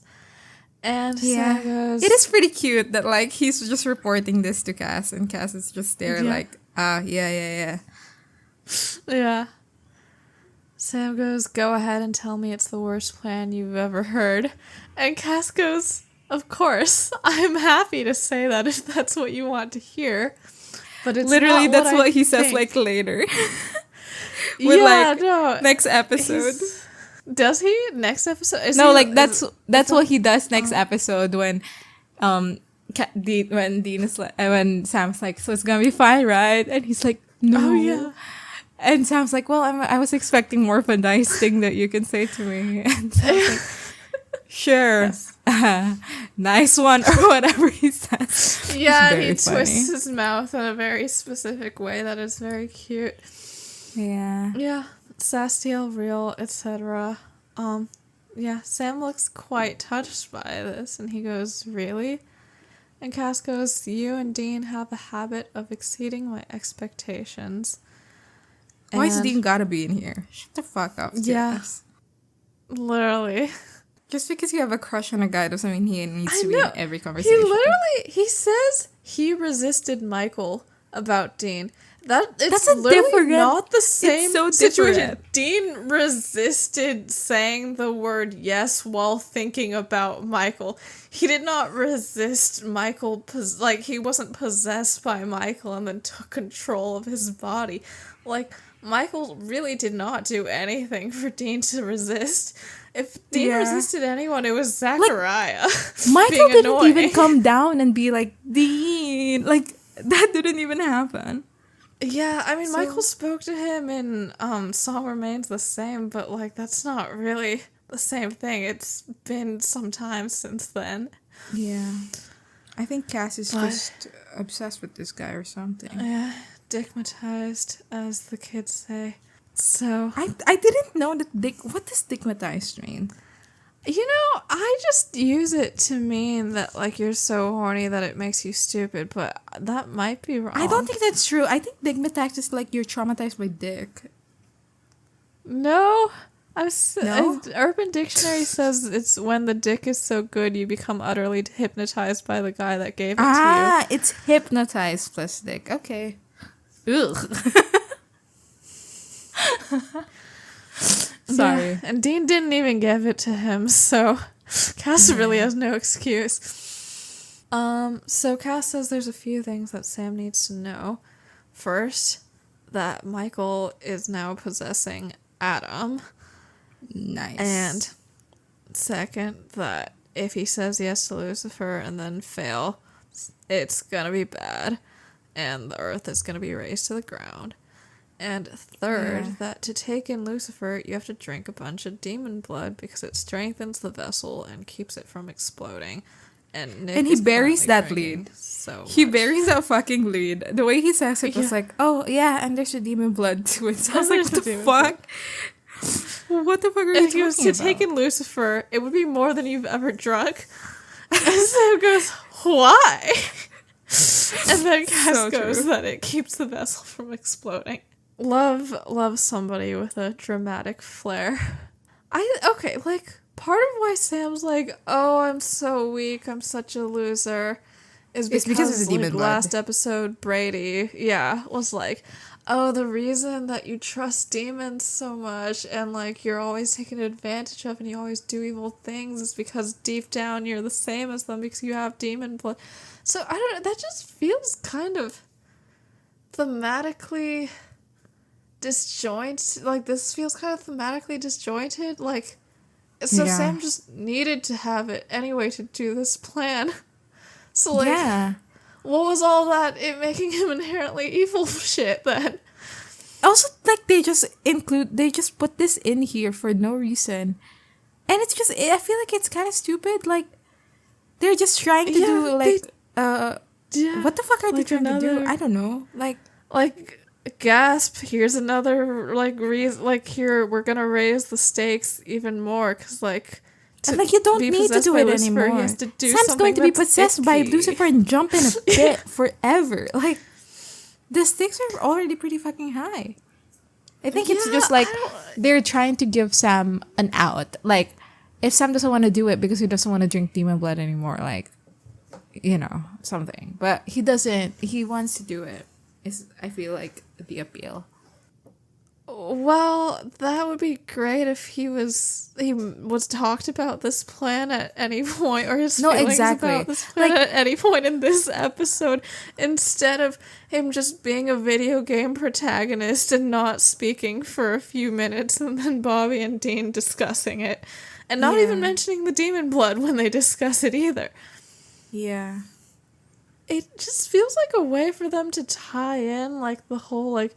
And it was Azazel's big plan all along, and it was in service to Lucifer, and you're the chosen one. It's so stupid. Like, everything's so fucking stupid. It is really fucking stupid. Like, they could have just had it be like, you had to, like, have touched demon blood as a child in order to be possessed by Lucifer, which is why Azazel did that whole thing, and also Nick just happens to also be a special child or whatever. They could have brought back somebody who was a special child and like had that be like the Nick figure or whatever. But yeah, I don't know, I think they were just like, well, Lucifer's able to possess Nick and Nick isn't somebody that we met before, so we just have to come up with another way to tie in the Azazel big plan also, demon blood thing. They could have had a scene where Lucifer and Nick drinks demon blood, or at least like shows interest in it. Like we have seen Lucifer around. What couldn't he have like killed the demon and then went over and like picked up some blood with his hand and then put it in his mouth? Like any foreshadowing at all? Yeah, that would be nice. And like it wouldn't, if they wanted this to be a big reveal, I think it still would be a big reveal because you don't know that he needs it. Like, you could just, like, be like, that's just part of his overall creep factor.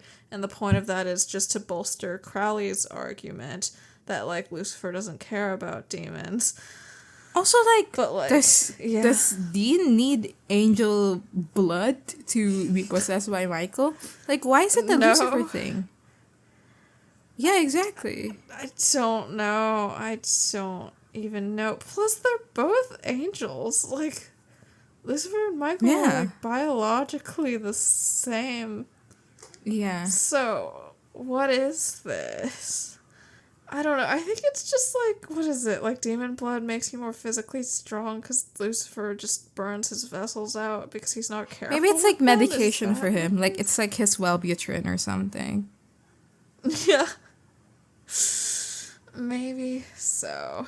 It's dumb. It's just not a very good callback to, like, I don't know, like, Sam's Demon Blood storyline has been about addiction, and then they drop this here, and it doesn't mean anything, because he's just gonna chug the stuff and then go die.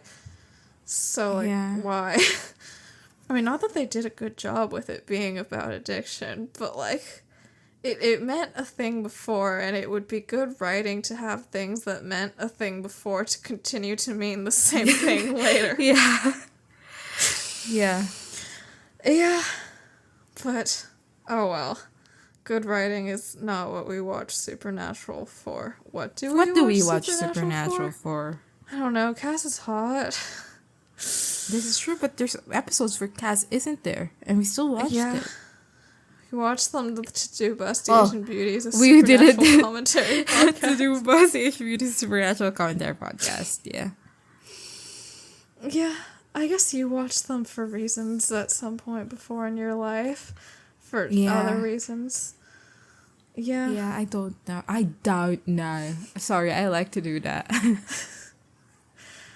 Maybe it's probably better as a binged show. So, honestly, I think so. I think there is an appeal to it being like you just spend so much time with it that like it's a thing now, and the time is also so concentrated. Yeah, I think also as a BIM show, you just have less time to think about it. Like honestly, the way we're doing Supernatural is like probably so unconducive to having a good experience because we're thinking about it. And we're like, what were they trying to do? Oh, they're trying to do something that is, like, against my morals as a person. Well, that's not good. You know? Mm-hmm. Yeah. Some shows are made better by thinking about them. Not Supernatural, though. Yeah. Yeah. And then they just end on a comedic bit of Bobby going, and how is that not the worst plan you ever heard? So now they are at like the fucking parking lot of the pharmaceutical warehouse. And Bobby is trying to say his game plan, which is like, an hour from now, that truck is gonna leave. So here's what we're going to do. We're going to insert, his plan was to put a, like, I think bombs he's gonna blow the joint up. Yeah. And then they're gonna get all the people out via fire alarm, and then they're gonna blow up the joint. But a truck is like already moving, and the way they do it is actually pretty funny. Where, as Bobby's saying his plan, Cass just points and goes, "That truck is leaving," and Bobby's like, "Oh, balls!" Is this the first time he says it? I feel like he said it before. Okay, well, he says balls. Okay, new plan. And, like, someone in the company, like, clocks that the Winchesters are here, even though it's Sam, only Bobby, one and Cass. Winchester is here. Yeah.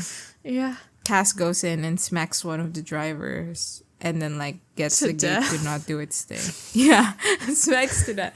With his shotgun. So he doesn't shoot. He shoots for the first time later. But here he just, like, butts the gun into their face. So then we just get some boring ass action scenes where the warehouse is full of some people who aren't infected with Croatoan people who are affected with Croatoan attacking people who aren't. And Sam and Bobby are just standing there shooting the Croatoan people.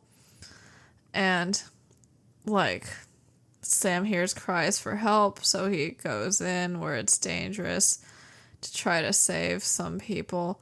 I mean, there's some cuts between this and what, like, Crowley and Dean are up to, but I think I'll just summarize the whole Sam and Bobby thing here because literally nothing is going on. It's literally just that, like, the rescuing and all of that. Again and again. And at some point, while Sam's helping usher people out, there's like a long shot of Bobby looking at him. And you don't know what it means. But later, it's just that he realizes that Sam is like tough and cool and a hero or whatever the fuck. Also, and isn't it so fascinating? Because like Crowley is there a fucking Deus Ex Machina this episode. Crowley is like there's overpowered guy that can do everything that they can't do. And I think it's just so fascinating that they were like, oh, we need a superpowered guy. But, like, it can't be Cass. So he's not unpowered. So what do we do? And they just brought another guy in. Like, they brought in a guy with a bigger gun. And they told him for that. So Sam says that the warehouse is clear after a lot of attacking and things. But then a person infected with Croatoan jumps on his back or whatever and is choking him, and Sam's like, I'm dying. And then Cas comes out of nowhere because he hasn't been here in, like, the warehouse The entire time. This? The entire fucking time. He was just outside beating time. that already dead guy to death. He was probably taking out the other truck drivers.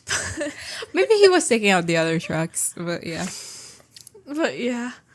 But only with the butt of his shotgun because he clearly hasn't shot it yet. Yeah. And he comes in and he headshots the Croatoan infected guy trying to kill Sam. But we don't see it like that. We just see Sam about to die, then the guy's head exploding. And then it cuts over to Cas, just inspecting Holding his the gun, gun, inspecting his nails, going, actually, these things can be useful. He really is cute. finally an angel with a shotgun. He's an angel with a fucking shotgun. Love that The guy. fucking chokehold that song had. It's not even... Okay. Can I say this? Is anyone gonna be offended? Maybe this is the most offensive thing I ever will say. Whatever. Angel with a Shotgun is not that good of a song. Yeah. Agree or disagree? You know, the only It's thing... not The very only song... interesting to me. Or I don't know, the singer's voice isn't very interesting to me. It's too Death Cab for Cutie. Yeah. Which is I it think not is a another Death Cab horrible for thing Cutie song? that for me to say. What? I think that's a Death Cab for Cutie song. It's not. Who Angel sang with a it? Shotgun? Yeah. Some It's a other Death Cab for Cutie person. song. It's not. It Let me look is. it up. It is? Yeah. No, It's by the cab. But there's also cab in the name. Yeah, well, there's cab in your name. We have to cut that. Yeah, the only song worse than Angel of a Shotgun with Relation Supernatural is The Night We Met. That everyone keeps on fucking insisting it's a Destiel song, and it's not. Okay, it's not a literally Destiel not. song. It's You guys are fucking fucking not a Destiel stupid. song. Thank you. I'm so glad you agree with... I think I just impromptu complained to Danica about this like 3 weeks ago or something. I was just thinking about how people called it Destiel baiting by like their song of the day, like while filming the last episode being The Night We Met. Like, first of all, I don't think anybody knew that you guys decided it was a Destiel song. Secondly, obviously that was the cast and crew being nostalgic about being at the end of a show that they worked on for 15 years. Yeah. I mean, I did find it so funny because like when the things were first coming out and everyone was obsessed with it, but I still never understood like the whole deal with The Night We Met. And also, is it actually a popular song? Because like everyone seems to know it.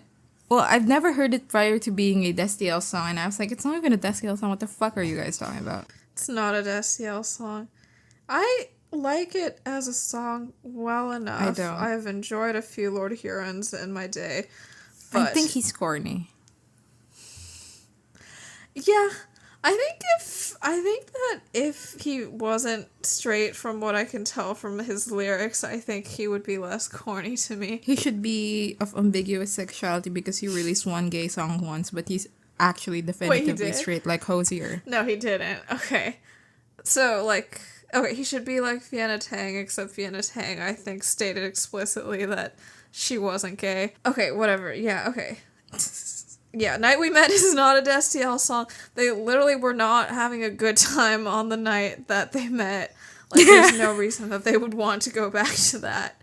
Yeah. And it's not even like a moment that was full of possibility and joy or anything. And I think the thing about The Night We Met is there's just this like set of songs that everyone applies on every ship, except not every ship is applicable to one another. Like, such as we don't have to do this.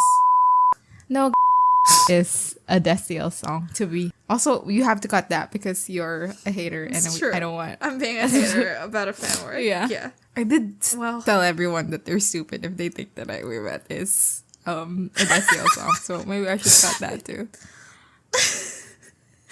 No. Like, I literally said you guys are so stupid. Okay. I'm sure that there are people who consider it a Destiel song who aren't stupid, and I feel like if they sent us an explanation for it, it's possible that we could understand their perspective or even be swayed. It's very Currently, unlikely, though. that's not how I feel. I don't know if I'll ever feel that way. If this is an issue that's important to you and you feel like you'd be okay if we, weren't swayed by you telling us about it, feel free to message us and all of that. Yeah. So true. Yeah, this seems like a very important issue in the Destiel community, which doesn't exist anymore, though, so it's fine. I don't think it doesn't exist anymore. It's true. It just doesn't exist to me anymore, because I think it still don't like exists it. to me. Destiel is such a fascinating thing because, sometimes I'll be like, I'm normal, and then something will happen in my life that is so bad, and I'm like, is Destiel real? It is actually hilarious how consistently Destiel is with me at my lowest. Yeah, remember your lowest. Remember who was there when you were at your lowest because they shoved you into the mud face first. Yeah, there were 2 sets of footprints in the sand, and that was Cass and Dean, and then there was 1 set of footprints in the sand, and that was one of them carrying both of you. So true. Right. Dean and Crowley have gone off to Chicago, where Death is. And Crowley thinks that Death is in a specific building because there's a bunch of Reapers outside of it. And then he goes inside and Death isn't there. And he's like, okay, well, I guess it's Jover. Let Chicago die. We already have a Sufjan Stevens song about it. Isn't there also a contributed all it musical can to called the world. Chicago? Yes, there is a musical called Chicago, which I actually have not engaged in. It's by the same people who did Cabaret, so maybe I should check it out. Crowley tells Dean, I hear The Bear season 3 was bad, so we don't need Chicago anyway. Yeah. But somehow... No, what happened was that building that Crowley goes into for a second and then heads back out to That was is The Bear. The Bear. And when he went in, he was like, oh, I don't know, it's fucking The Bear. What's his name? Carmy. Carmy's having flashbacks about his dead alive Carmy girlfriend. not even a bear. Yeah. And he went out and he was like, we don't need to go in there. I thought that, because all the Reapers were out there, it was because Death was in there, but all the Reapers are out there because they're waiting for Carmy to give up the ghost on thinking about his alive girlfriend like she's a dead girlfriend so that they can reap her. I can't be with her because my job is too important. Meanwhile, she's a fucking ER doctor. She's nice. Yeah.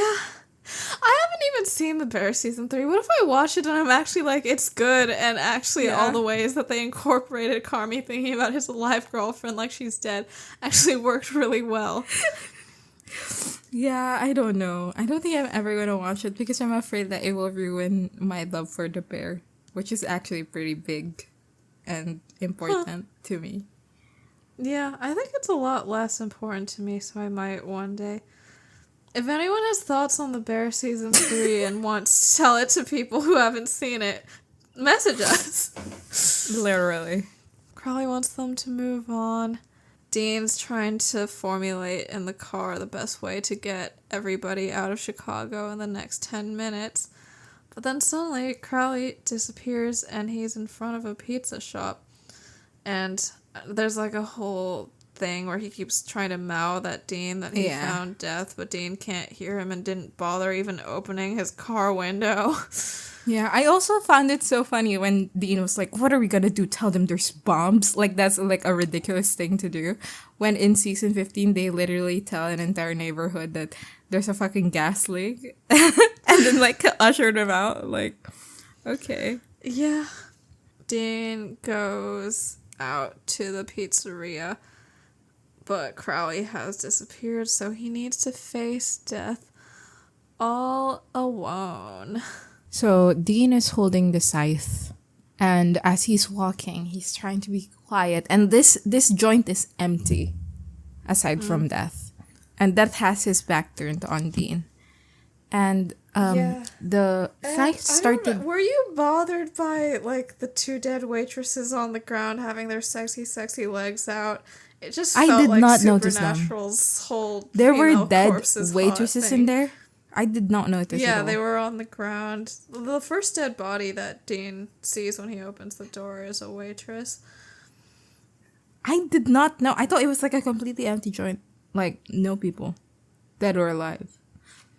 Wait, it was full of dead people. Like, there were a bunch of people there and they were all dead.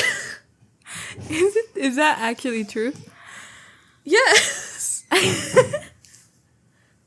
Like, there were tables, and they all had people who were sitting at them eating previously, but who were now dead. Okay, We both watched this literally, like, right before, like, you finished watching it, and you said, okay, I'm ready to record, and I said, give me 2 minutes for me to finish watching it, and then I came on. I was working on my beautiful, wonderful crocheted blanket. And also, before that, I was working on a knitted redacted that I am making for you as a surprise. It's true. So, like, you should be grateful for not me. being grateful. You're right. I'm so sorry. I'm so sorry. The holes in your memory are just meant to mimic the lacework on my redacted. It's redacted because Crystal doesn't know what item it is, not because it's, like, redacted. Like what? Like, wait, what could you be crocheting that's, like, inappropriate to say? Well, I'm knitting. Knitting, yeah, sorry. Sorry. You're I'm an crocheting the asshole. blanket, but you're knitting the redacted. No, I mean, sometimes... I mean, it just it sounds weird to be like, I'm knitting redacted. Like, one time I crocheted a mermaid doll. Like, right before the body got finished, it just looked like a giant butt plug. So that's something. Nice.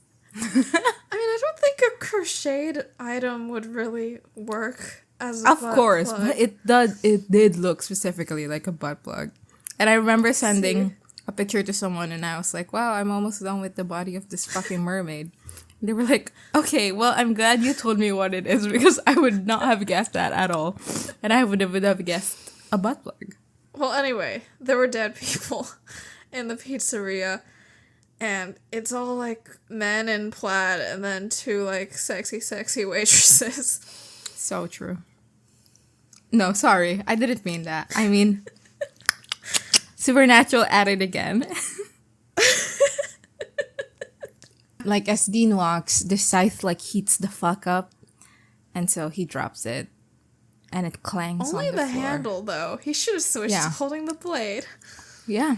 As it drops, he, like, flinches a bit. And he's like, oh, no.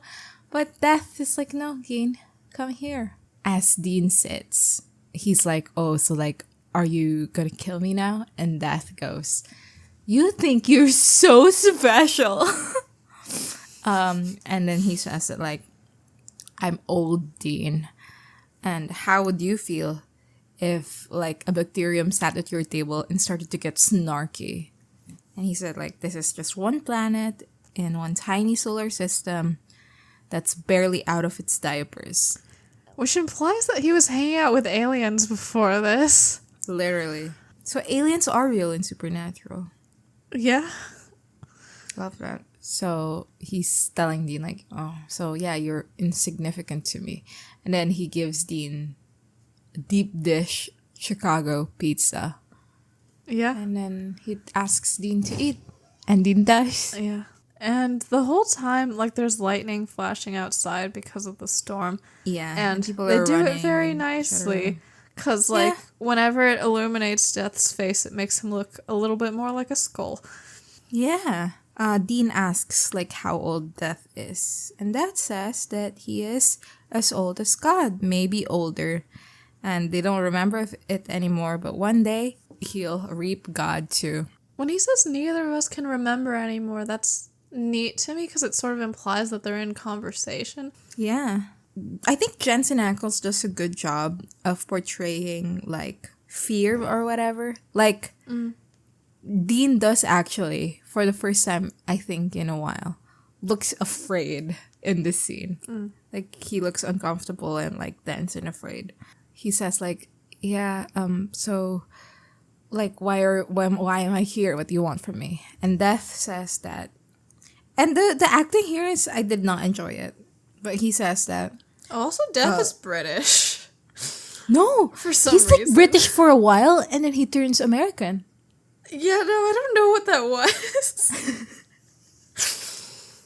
I was like, wow, he's British when he is being menacing, but when he's complaining, he's American, which I think is incredibly funny. And what he says is that Lucifer turned him into a weapon because he has this, like, spell that he has on Death. Now Death is, like, working for, like, Lucifer's bidding, and so he wants to get out of that damn spell. And Dean asks, like, and you think I can unbind you? And Death is like, well, obviously not, you unimportant, insignificant speck of dust. But I can give you the ring, and you can promise to make Lucifer jump in that thing. And then he makes Dean promise to let Sam jump into the fucking pit. Incredibly funny. Isn't this supposed to be with Sam? Like, Sam, promise that you're gonna jump into that pit. Yeah. I guess it's like Sam already wants to, but Sam said that he would only do it if, like, everyone was Everybody okay agrees. with it.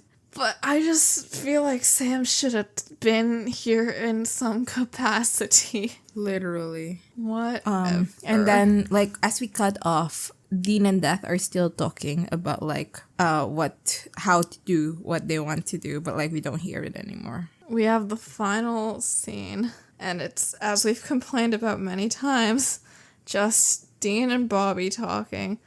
Who even knows where the fuck Sam and Cass are? Maybe they're off having gay sex. Maybe it's fine. Maybe they're off looking dreamily into each other's eyes. Maybe, like, Sam had a change of heart about Crowley, and now they're having a trouble sex. No, that's a threesome. They're having a Threesome, yeah. Bisexuality, we win. These 3 bisexual men are having sex. So true. Exactly.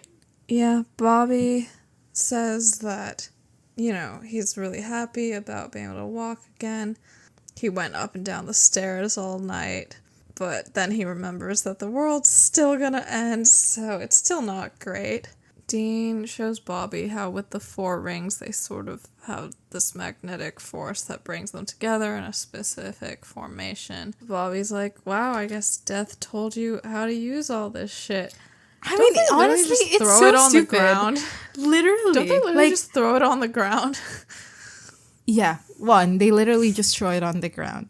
2, like, I feel like this formation of the rings together is not something that you need to be... Like, you can just figure this out. Because they already, like, did it. Like, he just placed them close to each other on a table and they just locked together in the right way.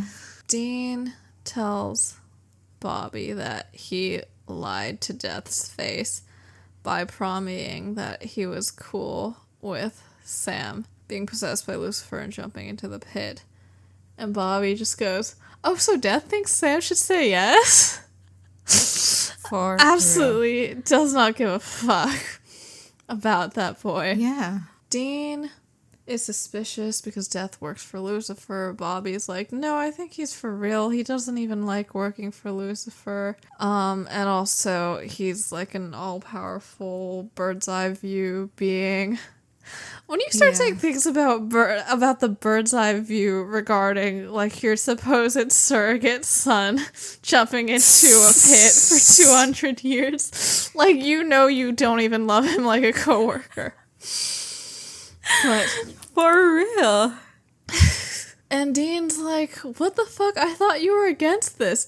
And Bobby says, look, I'm not saying Sam ain't an ass full of character defects, which is such a crazy response to, I thought you were against, like, this person that we both like who's part of our family killing himself.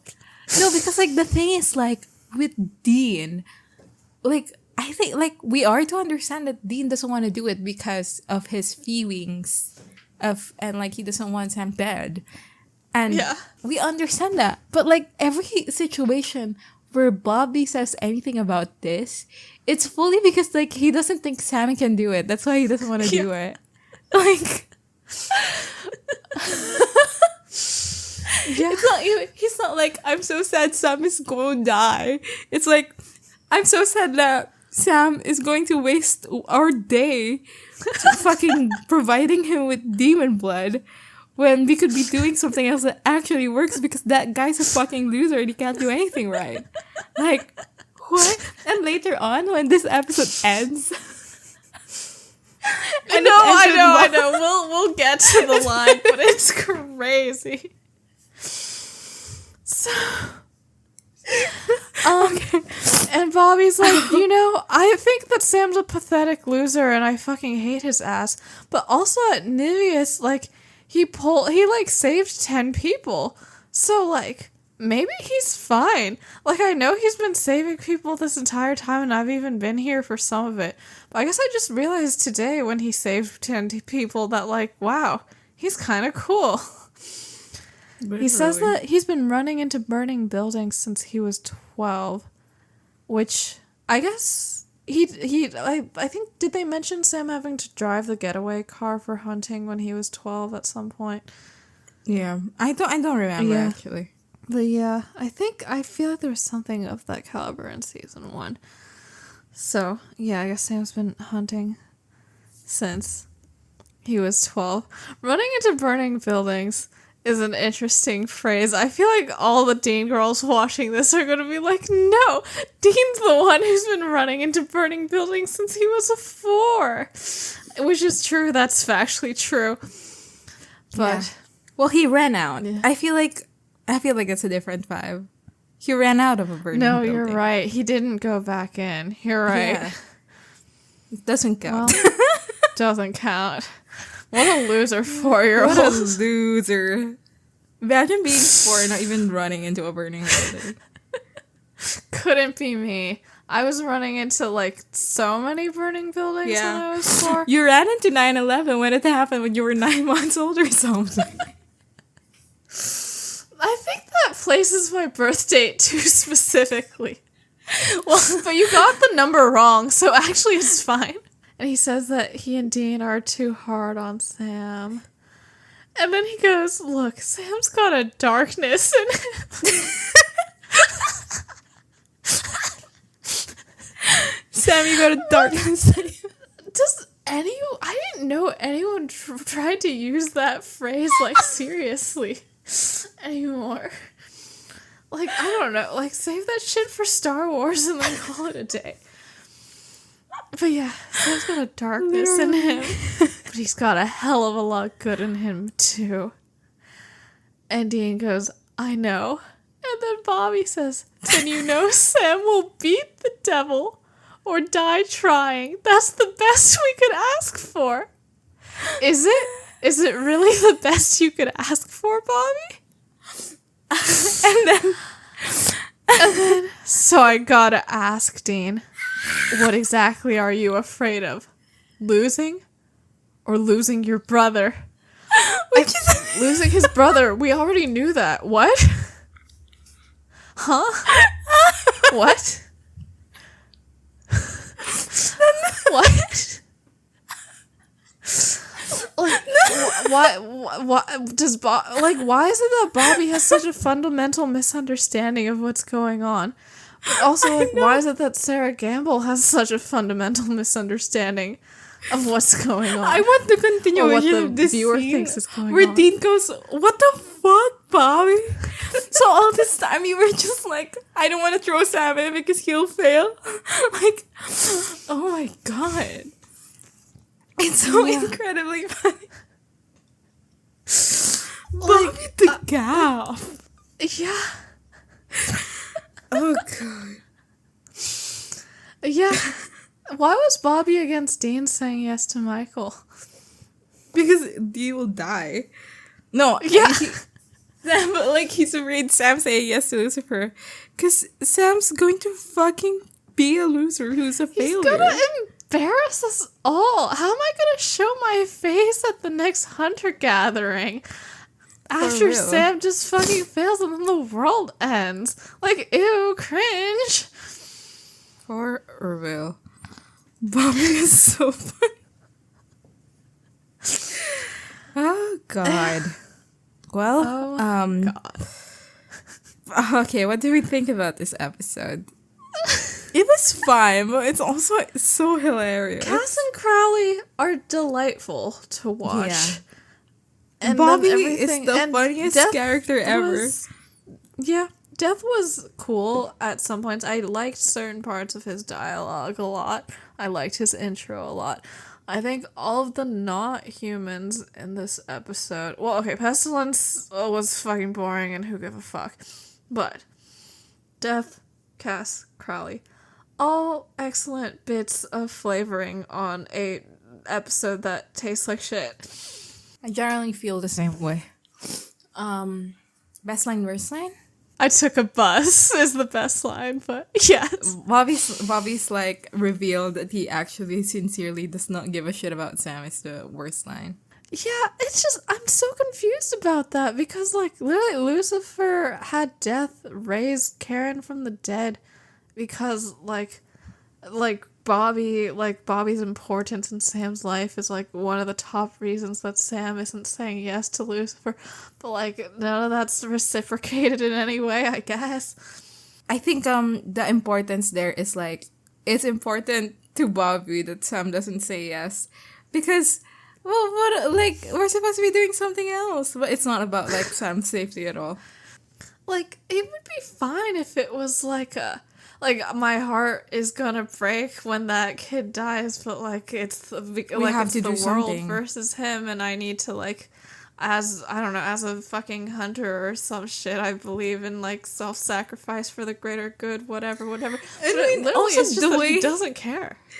The way he says it to Dean too, like it's a gotcha moment that like Dean is Yeah. supposed to realize for the first time. That he might be sad that his brother died or will die.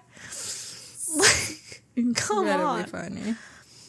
Yeah, that was the worst line. Best line is I took a bus. Yeah, I To did me. quite like the took a bus. I think Death also has some good moments. I don't know. I liked his comparison about the it being like a bacterium sitting at your table and starting to get snarky.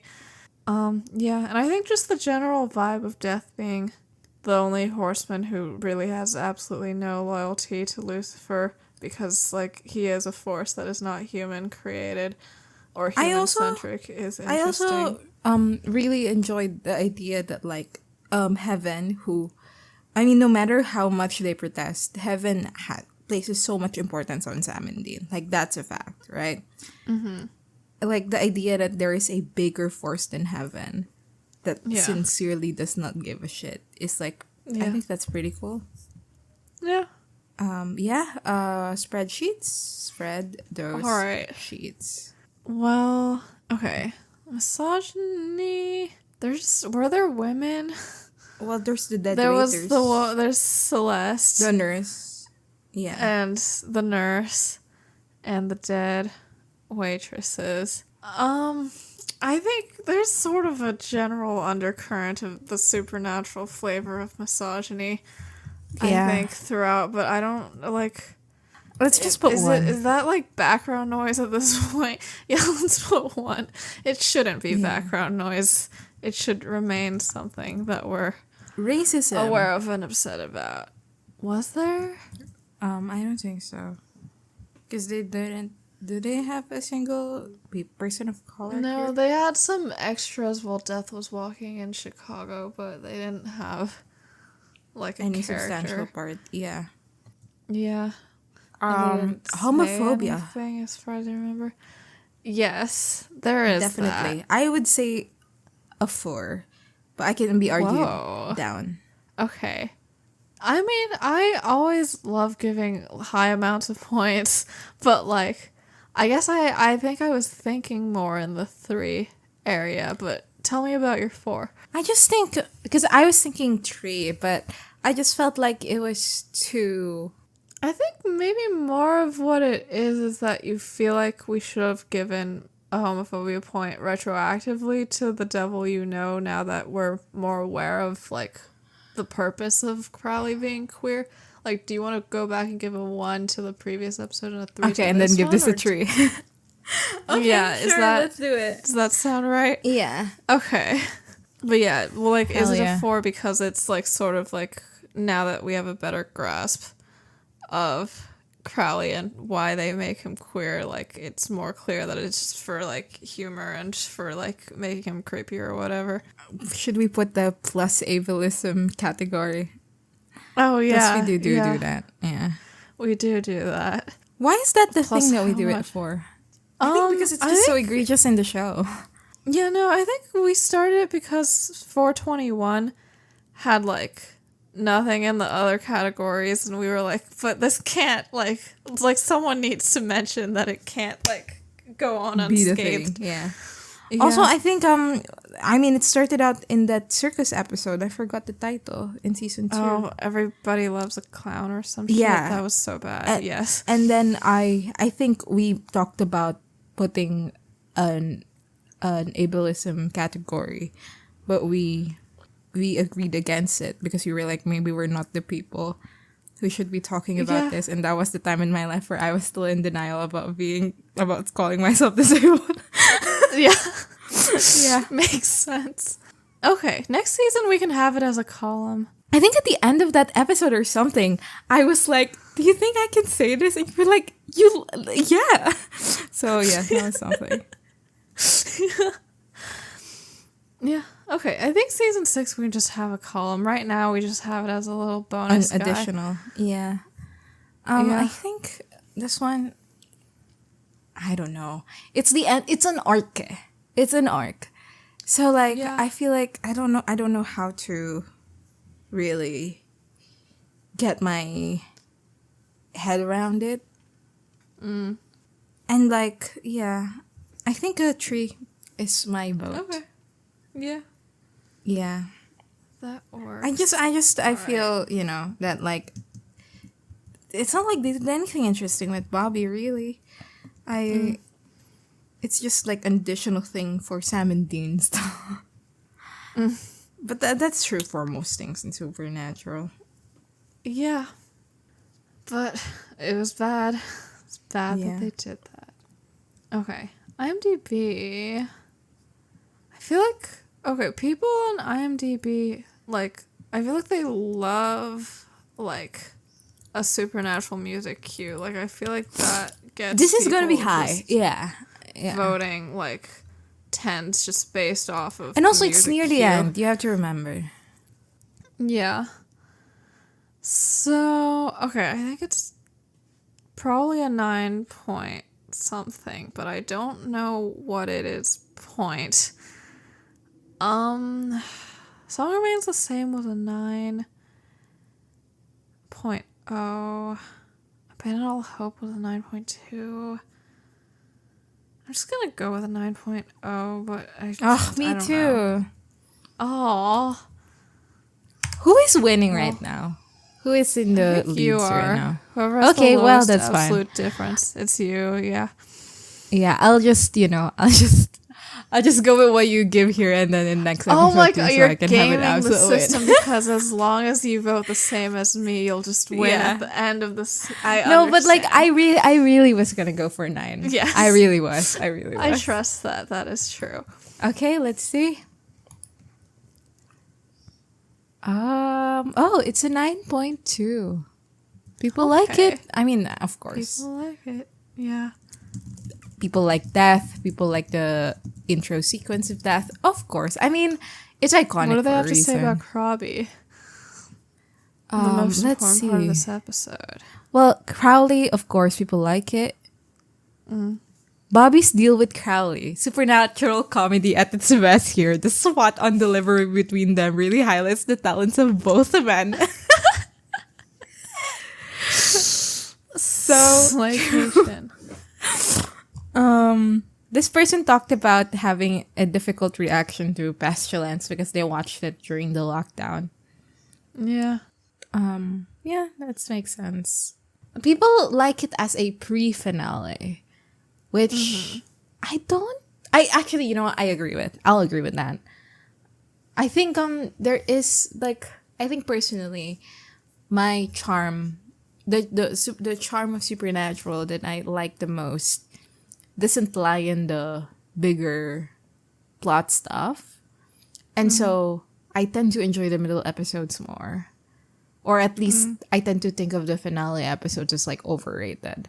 And so I think this is just not like a perspective that I am predisposed to, of thinking of like, oh, it's gonna end and that's fun. But like I can see a person who likes that, like who likes it that way, enjoying this episode very much. Yeah. Dean knows that his brother is the only one who can do it, but will he choose the world over his little Sammy? I mean, it's a fucking trolley problem. Yeah. Oh, this one doesn't like the plot. They think this whole darkness inside Sam thing, not buying it, never bought it. Dean is worse with the whole darkness thing. They just made Sam too pure than when he would do things like have casual sex or kill the guy in season 2 finale.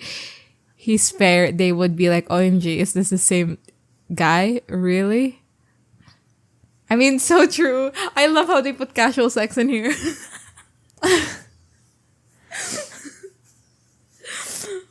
Sam would God has only anger have issues sex. because demons have been controlling his life. You know who has worse anger issues? Dean, who punches Sam around. So true. But they're also not buying Sam being strong enough to defeat Lucifer real.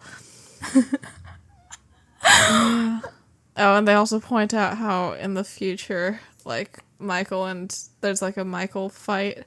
And right, there's the Michael and Lucifer fight that looks so fucking stupid and it doesn't wipe out the world or anything. So it retroactively makes the stakes in season 5 just go away. Yeah. Well, I think that's it for this episode of Bus Station Beauties. Next time, we will be discussing season 5, episode 22. Of course, the ever famous Swan Song. Leave us a rating or review wherever you get your podcasts. Follow us on social media. We are on Tumblr at busstationbeautiespod.tumblr.com. I feel like we talked about like 10 different things you should message us about if you have an our opinion. Ko-fi. Yeah. Yeah. Our official tag is BabPod, BABPod. Thanks to everyone who's donated to our Ko-fi at ko-fi.com/busstationbeautiespod. Where I guess eventually we might review Company 2006. Yeah. It is actually so incredibly funny. funny to me that like nobody actually interacts with our outtakes, but we have received asks referencing stuff that we said there that made me go, oh my god, this person like listens to the outtakes, which is quite shocking to me. Yeah. But yeah, if you actually listen to our outtakes, can you give us a shout out? Like, just be like, I listen to this shit. Because I never know if anyone listens to it. So yeah. I'm assuming, I don't know, do you check the YouTube views? Because there's also an option to download the files, so maybe that's what people are doing. No, I think it's just, I'm just like nobody interacts with any of it. So I'm like, it's whatever. And then somebody does, and I'm like, oh my god. Yeah, perhaps. Yeah. And check out our merch at badpod.redbubble.com. You can email us any feedback, comments, or inquiries at busstationbeautiespod@gmail.com, and you can send us an ask saying that Cass is in hate. Yay! Yay! Yeah. Yeah. And if you have opinions on musicals, you can also send us emails about that. Yeah. Well, see you guys next time. Bye. Bye. Angel with a shotgun is now playing.